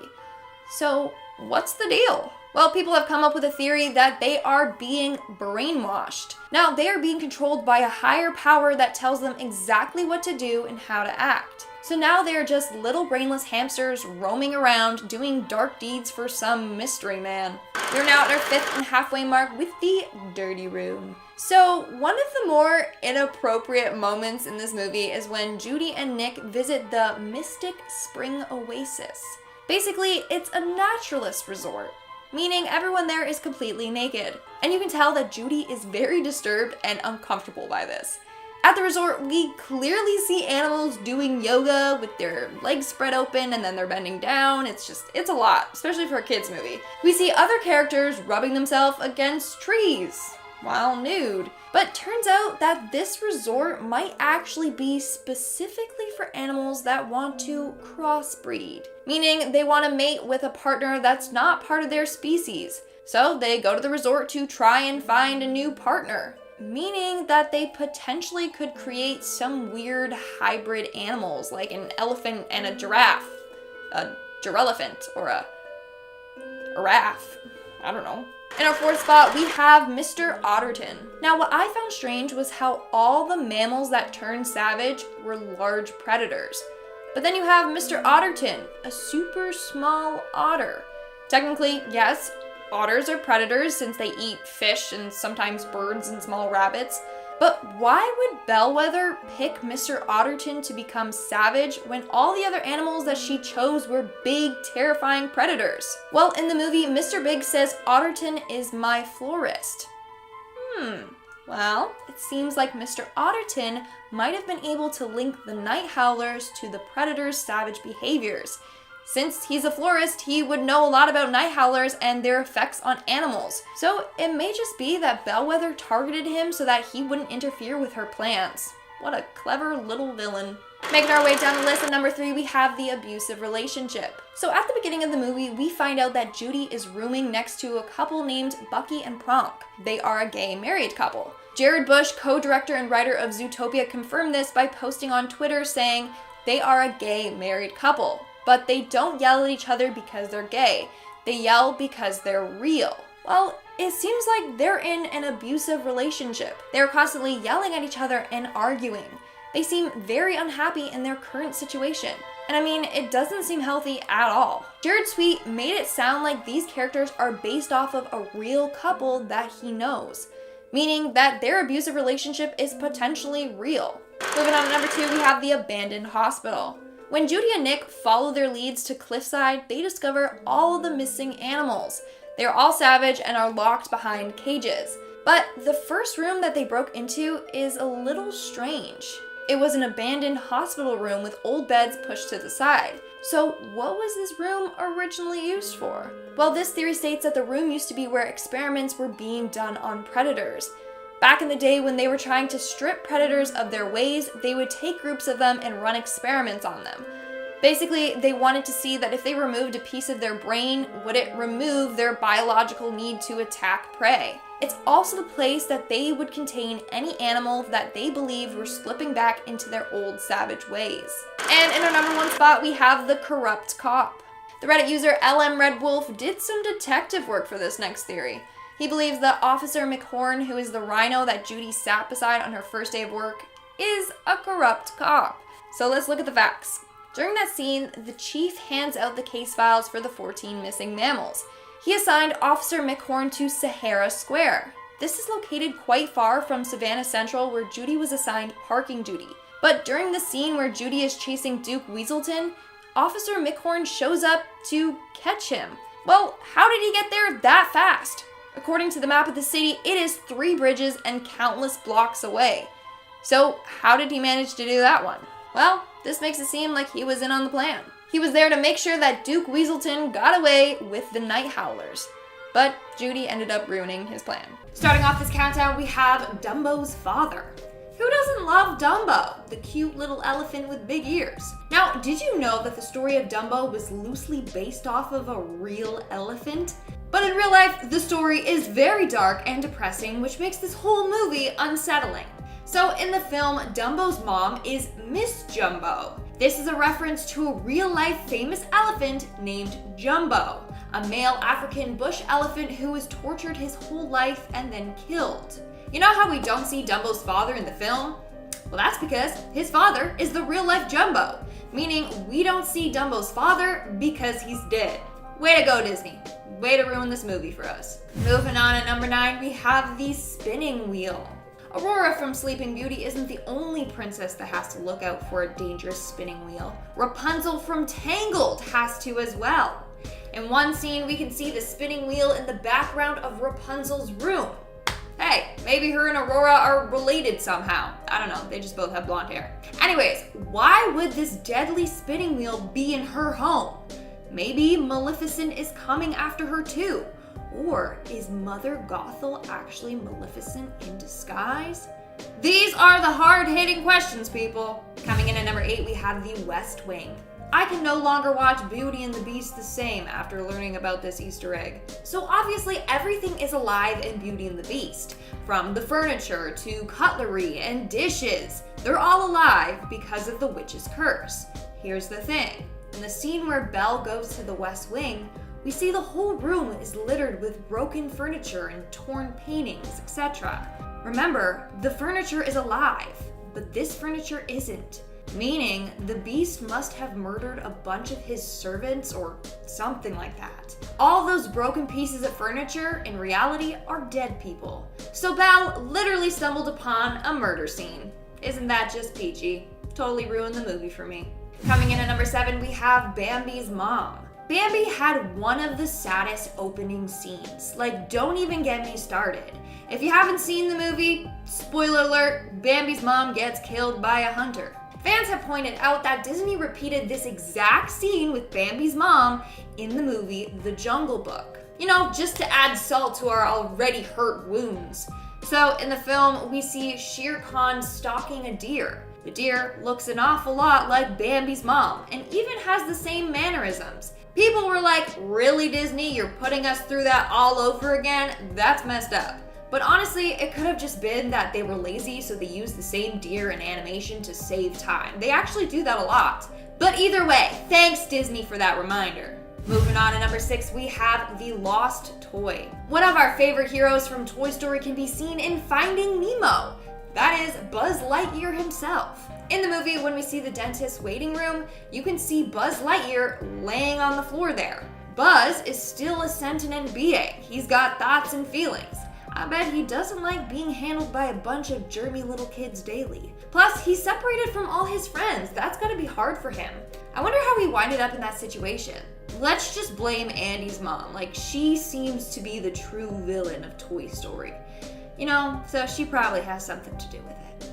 We're now at our 5th and halfway mark with Sherlock Holmes. Did you know that Disney used real audio of a dead person in one of their movies? I'm not lying, it's true. So there's a scene in Basil the Great Mouse Detective where we see the shadows of Sherlock Holmes and Dr. Watson. In this scene, they used audio from actor Basil Rathbone. He was well known for his role of Sherlock Holmes himself. Just one thing. Rathbone had been dead for 20 years at the time of the movie's release. He had no say of his voice being used in this film.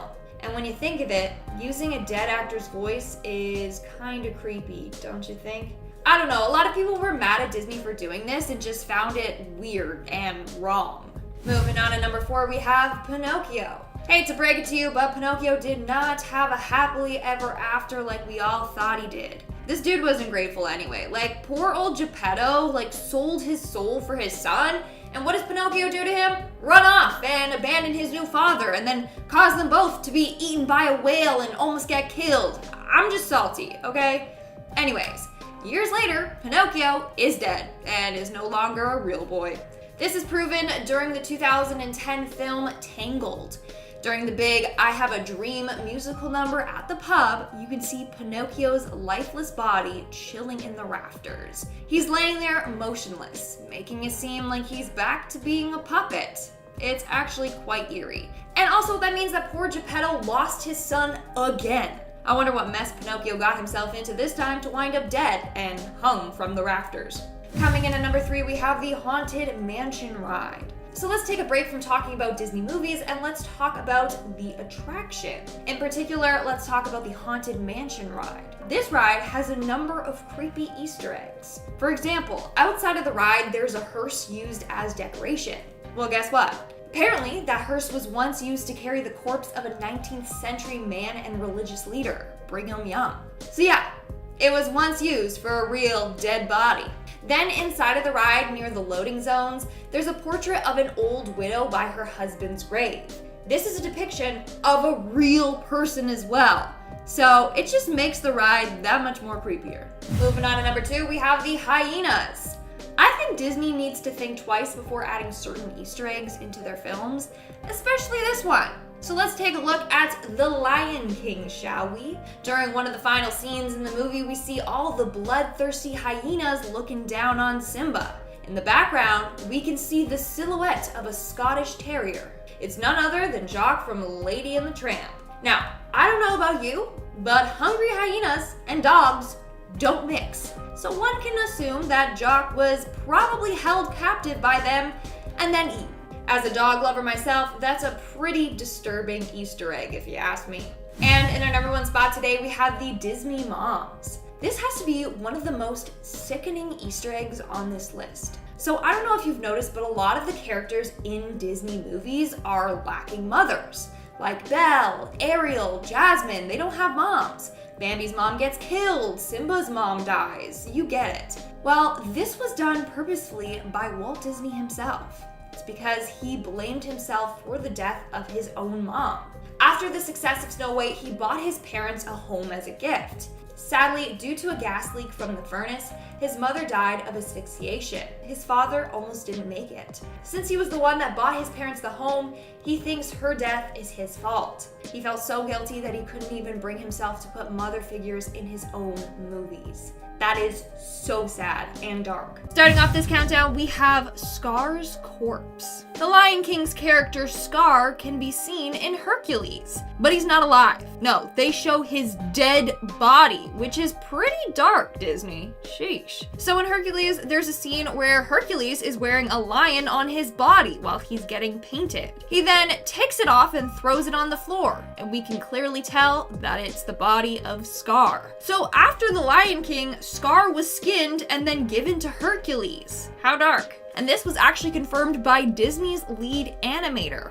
Andreas Deja worked on animating both Hercules and Scar in The Lion King. So they threw this in as a little Easter egg. In our 9th spot, we have The Shining. And if you guys are liking this video so far, why don't you hit that thumbs up button? Because it really helps us out and I appreciate it. Stephen King's The Shining was referenced an awful lot all throughout Toy Story, which is super whack because we all know that The Shining is not a kid's movie and it's certainly not Disney friendly. First, let's take a look at the first Toy Story. Fans were quick to point out that the carpet in Sid's house looks exactly like the carpet in the hotel in The Shining. I mean, they are different shades, but it's the exact same design, which is also quite clever because then they're trying to use this to symbolize how terrified the toys feel inside of Sid's house by comparing it to how the characters felt living in the hotel in The Shining. Like 10 out of 10, that was super well done.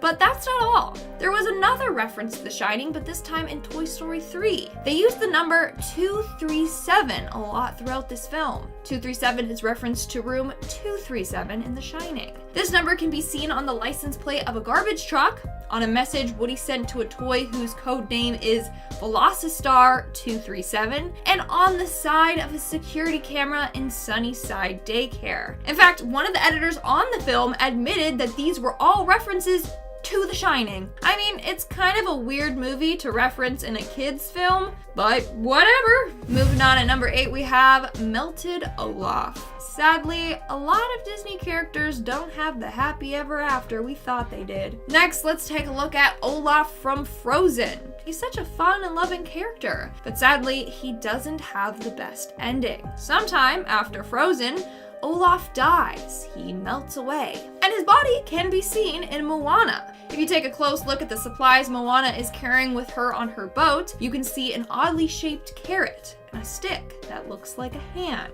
Looks exactly like Olaf's nose and hands. So Moana was using his nose as food and his arms as a possible fire starter for her mission. Well, that's dark. In our 7th spot, we have Finding Nemo. Again, for this next Easter egg, let's take a look at the tearjerker of a movie, Brother Bear. For real, if this movie didn't make you cry, then you're a monster, or your heart is made out of ice. Anyways, in one scene when the character is salmon fishing, we can see Nemo among the group of salmon that's about to be caught and eaten. First off, how the hell did Nemo, a tropical fish, get so far north? Like, Marlin must be tired of looking for your ass. Anyways, what does this mean? Well, it means that Nemo, the little rascal, went out again and got lost somehow. And then he ended up as someone's meal. I doubt he made it out alive this time. Now, it turns out that at this time, Disney and Pixar were feuding, so that might be why this creepy little cameo was put into the film. In our 6th spot, we have Skinned Sully. Now, I love the movie Monsters, Inc., so this one is pretty dark for all you fans out there. But Sully is dead.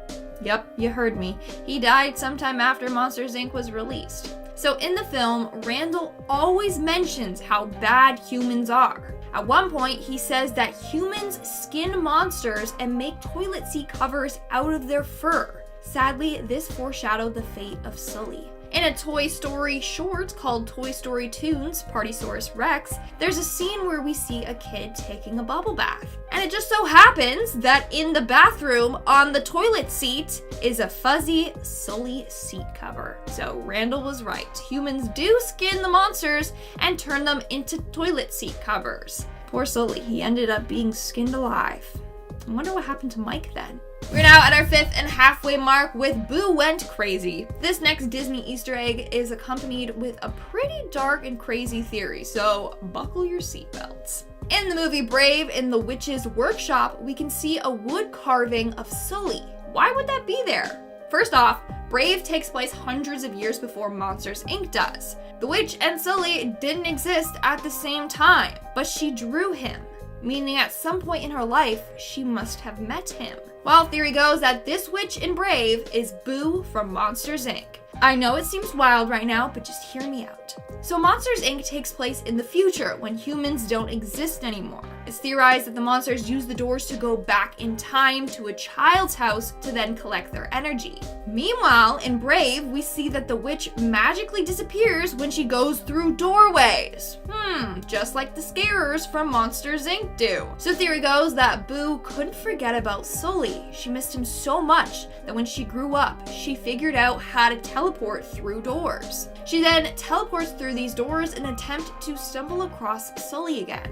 It's just sad because she did not age well. And who's gonna tell her that Sully is a toilet seat cover? Not me. Coming in at number 4, we have The Shining Part 2. Toy Story isn't the only Disney movie to reference The Shining. The movie Coco does it too. And this is because the guy that added the Shining Easter eggs in Toy Story also worked on Coco. So in one scene, we see Dante, the dog, waking up from a nap. In the background, we see an axe stuck in a tree. We all didn't think much about it. We probably just missed it too. But the director said that the axe was modeled after one of the axes from The Shining. That's not the only reference though. In that same shot, right behind the axe, there is a red drum. The director said that this was a reference to Red Rum from The Shining, which we learned is murder backwards. You thought that was it? Think again. The Grady twins from The Shining also make an appearance. Yeah, you know those creepy little twin girls in blue dresses? They're in Coco. As Coco runs through Frida Kahlo's underworld art studio, we see a painting of the two twin girls. The director again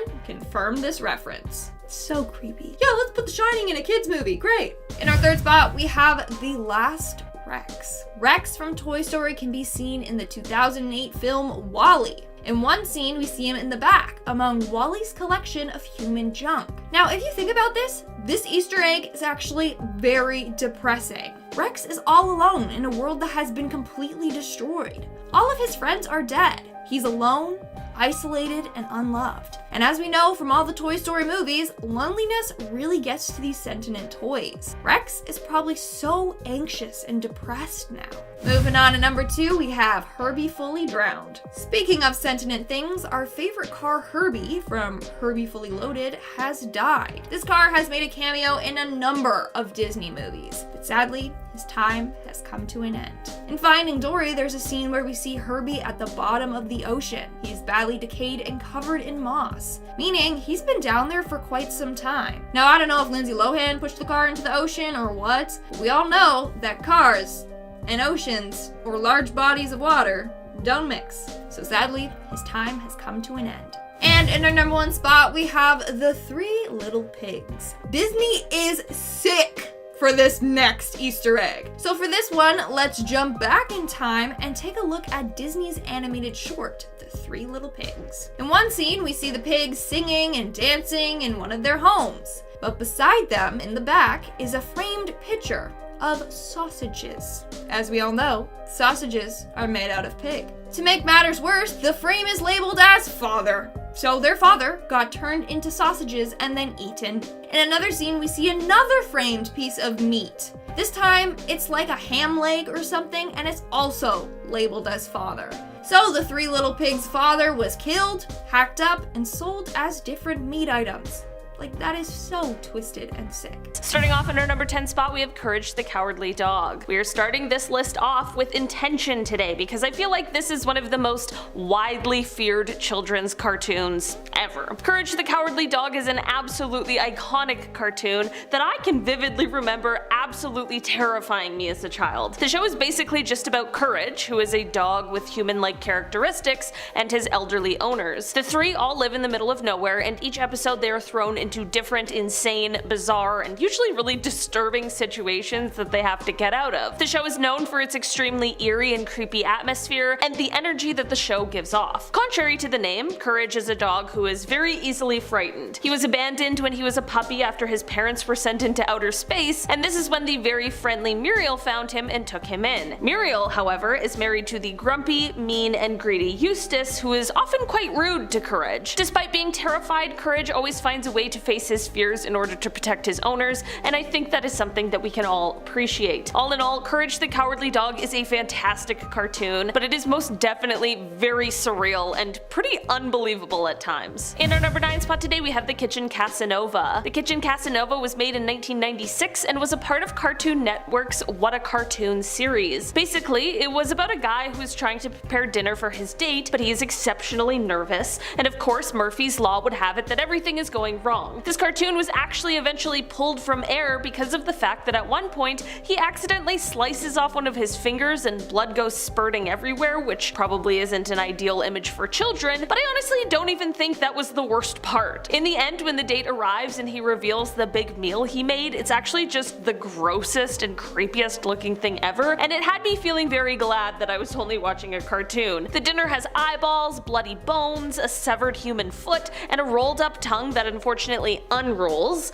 and then twitches before being covered up again. Okay, so it's a pile of gross, really not food, and I could get past that except for the fact that they actually eat it. I just hate that so much. Why did they have to? All in all, the whole thing is just very bizarre, and the ending leaves you with a really uncomfortable feeling. In our number 8 spot today, we have The Cameraman's Revenge. The Cameraman's Revenge comes all the way from 1912, and it is unlike anything I have ever seen before, which after watching it I feel pretty incredibly grateful for. Basically, the whole show is just a bunch of bugs, and I just want to start off by making it clear that these are very real dead bugs that are being used as puppets, okay? Nightmare fuel enough. That's too much. That little tidbit is enough to make me say no thank you, but if that's not enough to deter you, surely the strange plot will. Basically, Mr. Beetle is out on town and looking for some companionship when he sees a very beautiful lady dragonfly who he flirts with. Unbeknownst to Mr. Beetle, the dragonfly's ex-boyfriend, a grasshopper who is a cameraman, sees this whole thing going down and is very jealous. Well, as it turns out, Mr. Beetle has a Mrs. Beetle who hears about this infidelity from the grasshopper,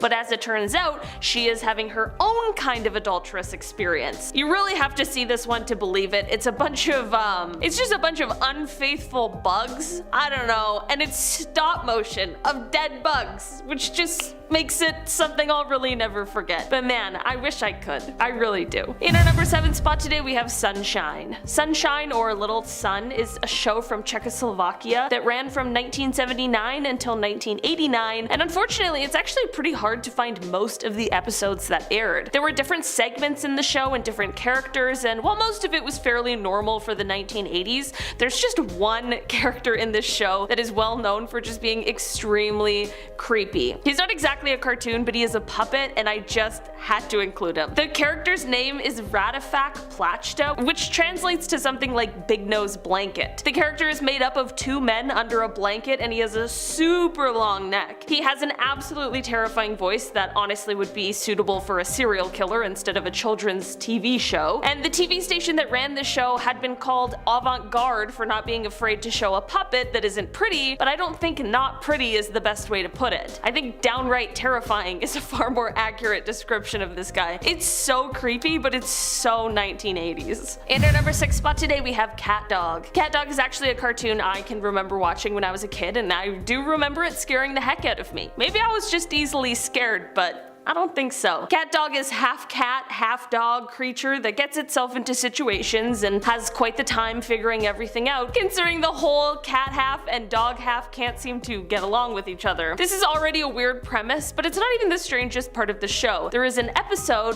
when Cat wants to brush Dog's teeth, and he crawls into his own mouth and travels through its own body to get to the dog side, where it then comes out of Dog's mouth. So now, Cat is hanging out of Dog's mouth, inside out, veins and muscles and everything we never want to see exposed. I know this was probably meant to just be a silly little thing, but it's scary. I don't know, man. It's a lot for me to process. I can't even imagine a child. Maybe I'm looking into it a little too much, but like, I don't know. There's just a weird vibe going on here. I don't like it. No thank you. In our number 5 spot today, we have Frothy Dog. Moving on from Cat Dog to Frothy Dog. Alright, Frothy Dog was a part of Cartoon Network's Cartoons That Never Made It. You'll soon find out why. This series of shorts were small little cartoons that would play sometimes before commercials, or they would be put in somewhere to break up a longer running show, and the whole point of them were that they were supposed to be these little snippets or promos for cartoons that didn't ever get fleshed out into full shows, for very obvious reasons. Frothy Dog is the show that never was, and it is about exactly what you are most likely assuming it is about, which is a dog with rabies. The short features a pretty upbeat tune, so it's not necessarily scary, but it's very disturbing. Some of the lyrics are things like,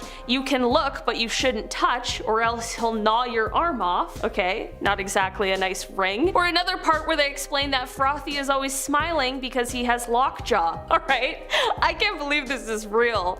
At the end of the day, I feel extremely grateful that this is one that never made it into a full series, because I just don't think anyone really needs a frothy dog in their life, and I stand by that. In our number 4 spot today, we have Happy Tree Friends. Happy Tree Friends is absolutely not a show I would ever show to a child for many reasons, okay? Just get that out there. I think that's important to start off with. This show is an adult cartoon that is disguised like a kid's show. If you just saw the characters, you would have no idea what dark things really happen, because all of the characters are cute little forest animals, and the animation is very bright and very colorful, but this show is actually pretty horrifying. Each episode shows these cute little forest animals getting into extremely violent and graphic situations. Sometimes it is through accidents and sometimes it is absolutely deliberate, and the violence ranges from smaller injuries and pain to some pretty full-blown gruesome activity. Most of the characters who die in the show do find themselves reincarnated for the next episode though, so I guess that's a plus. I'm just trying to find the bright side here, you know, glass half full. In our number 3 spot today we have Ghostly Thrillers. Ghostly Thrillers is a creepy little animated movie that features 2 stories. One being The Youth Who Wanted to Shiver, which is about a boy who isn't afraid of anything, so he sets out on an adventure to learn how to shiver in fear. But it's the other part of this film, called Ghost in the Shed, that I really want to talk about today. Ghost in the Shed starts off with a traveling salesman who unfortunately knocks on the wrong door one day. He knocks on a farmer's door just before dusk and asks if he can spend the night. The farmer and his sons are more than happy to have him stay because they actually just end up killing and robbing him before the sun comes up the next day. After this, they buried his body underneath the shed in the back and no one ever suspected a thing. Flash forward quite a few years and the area has become more populated and a new family lives in the house now. This new family obviously doesn't know about the body buried in the back, and they're actually good people and not killers. The salesman's spirit, of course, has been lingering around and he won't move on to the other side until he gets someone to find his body so that people can know what happened to him. Basically, the rest of the film is just the salesman haunting this family until they finally dig up the backyard and find his skeleton, and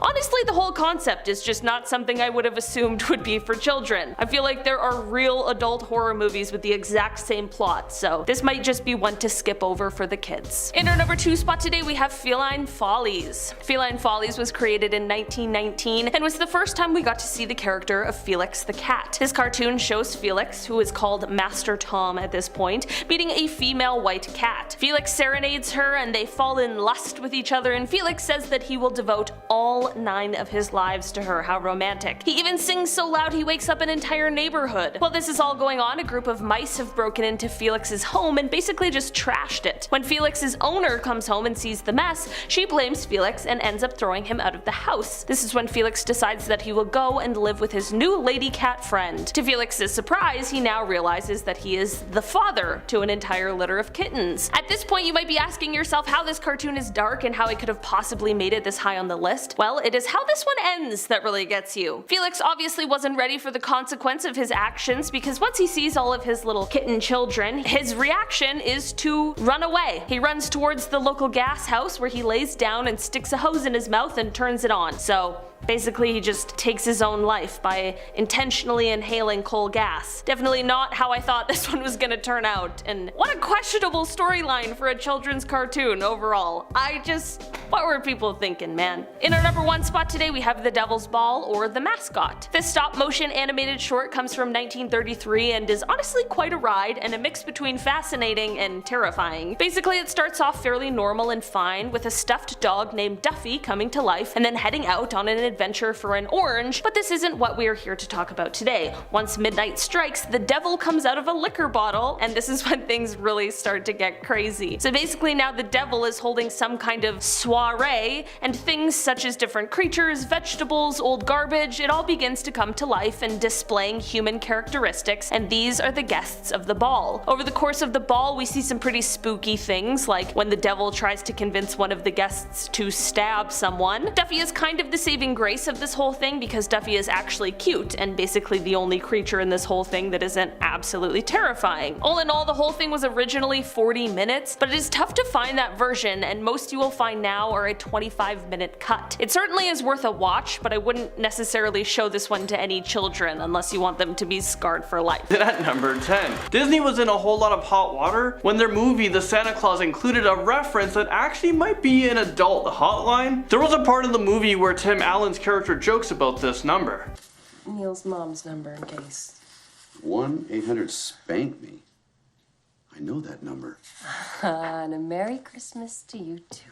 Well, kids actually decided to call that number, and I'm sure a lot of you guys are trying it right now. Well, they were pretty shocked when they found out that it was an operating sex hotline that charged callers by the minute. So needless to say, lots of kids racked up some pretty huge phone bills as a result of this huge mistake, and I can't believe something like that could actually happen. I mean, someone had to have known that this was an operating number. I refuse to believe that this is just an innocent mistake. Creeping on our list, in at number 9 we have Aladdin's Naughty Message. Come on, good. Can you just take off? Okay, I'm not sure. Did you guys catch that? Apparently Aladdin isn't as innocent as you might think. In the VHS version of the movie, you can actually hear him supposedly say, "Good teenagers, take off your clothes." Well, let me play that clip again for you guys. Come on, good. Can you just take off? Well, what do you guys think? You be the judge of that. The voice actor denied ever saying those lines. Well, in the script, he apparently said, "Come on, good kitty, take off and go." I'm going with the first one. I'm not going with this one, but I'm not sure what to believe. This seems super suspect to me, and maybe it was intentionally implanted. Mufasa's nose takes us over to number 8. Well, let's all examine this movie cover very closely. Alright, well, you guys are looking at it right now. Do you guys see anything a little bit unusual? How about if I make an outline for you guys? Seems pretty obvious now, doesn't it? I mean, who the heck drew this cover art? Someone with some repressed issues, apparently. Now, you know what? I can't unsee this image. I think my childhood is over, but wait, we're only at number 8, so I guess there's more childhood memories to kill. Great.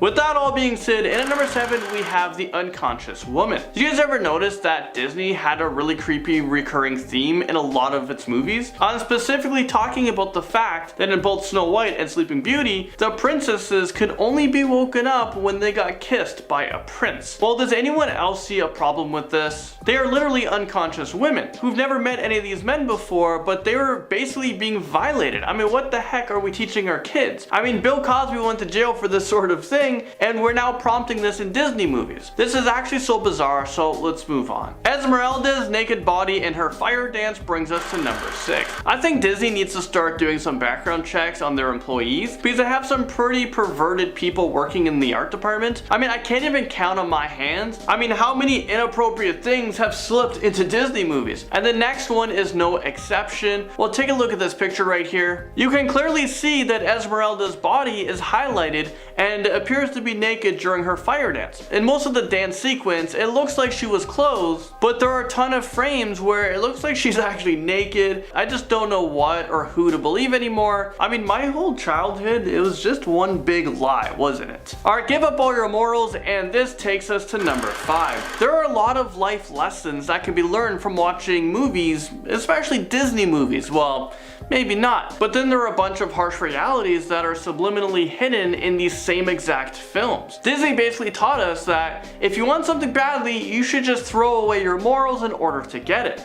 Don't believe me? Well, I'm giving you some examples, I'm giving you some receipts. In The Little Mermaid, one of the worst lessons that was embedded into the film was when Ariel basically sold her soul to Ursula so she can get a pair of legs. She has no problems leaving her family, her friends, leaving her home, and losing her voice to chase the possibility of marrying a prince. The prince falls in love with her because of her looks, not her personality. So what is Disney trying to teach us here? What are they telling us? I mean, this is not okay. Next up, number 4, we have a naked lady poster. I kid you not, this is probably one of the most recognizable subliminal messages that has ever been found in a Disney movie. If you rewatch the VHS copy of The Rescuers, you will actually see one of the most inappropriate background images ever seen. It's not even a cartoon naked lady, it literally looks like an actual picture of a topless girl with her arms spread. Why is this even featured in the movie? It has no business being there. The overly excited minister tramples onto our list at number 3. Yeah, that's right. We're talking about The Little Mermaid once again. We can probably do a whole top 10 list on The Little Mermaid. But this subliminal message is even more creepy because it involves a priest. Okay, do you guys remember the scene where Ursula is tricking Prince Eric into marrying her? Well, apparently someone was extra excited at the ceremony and they decided to make an appearance.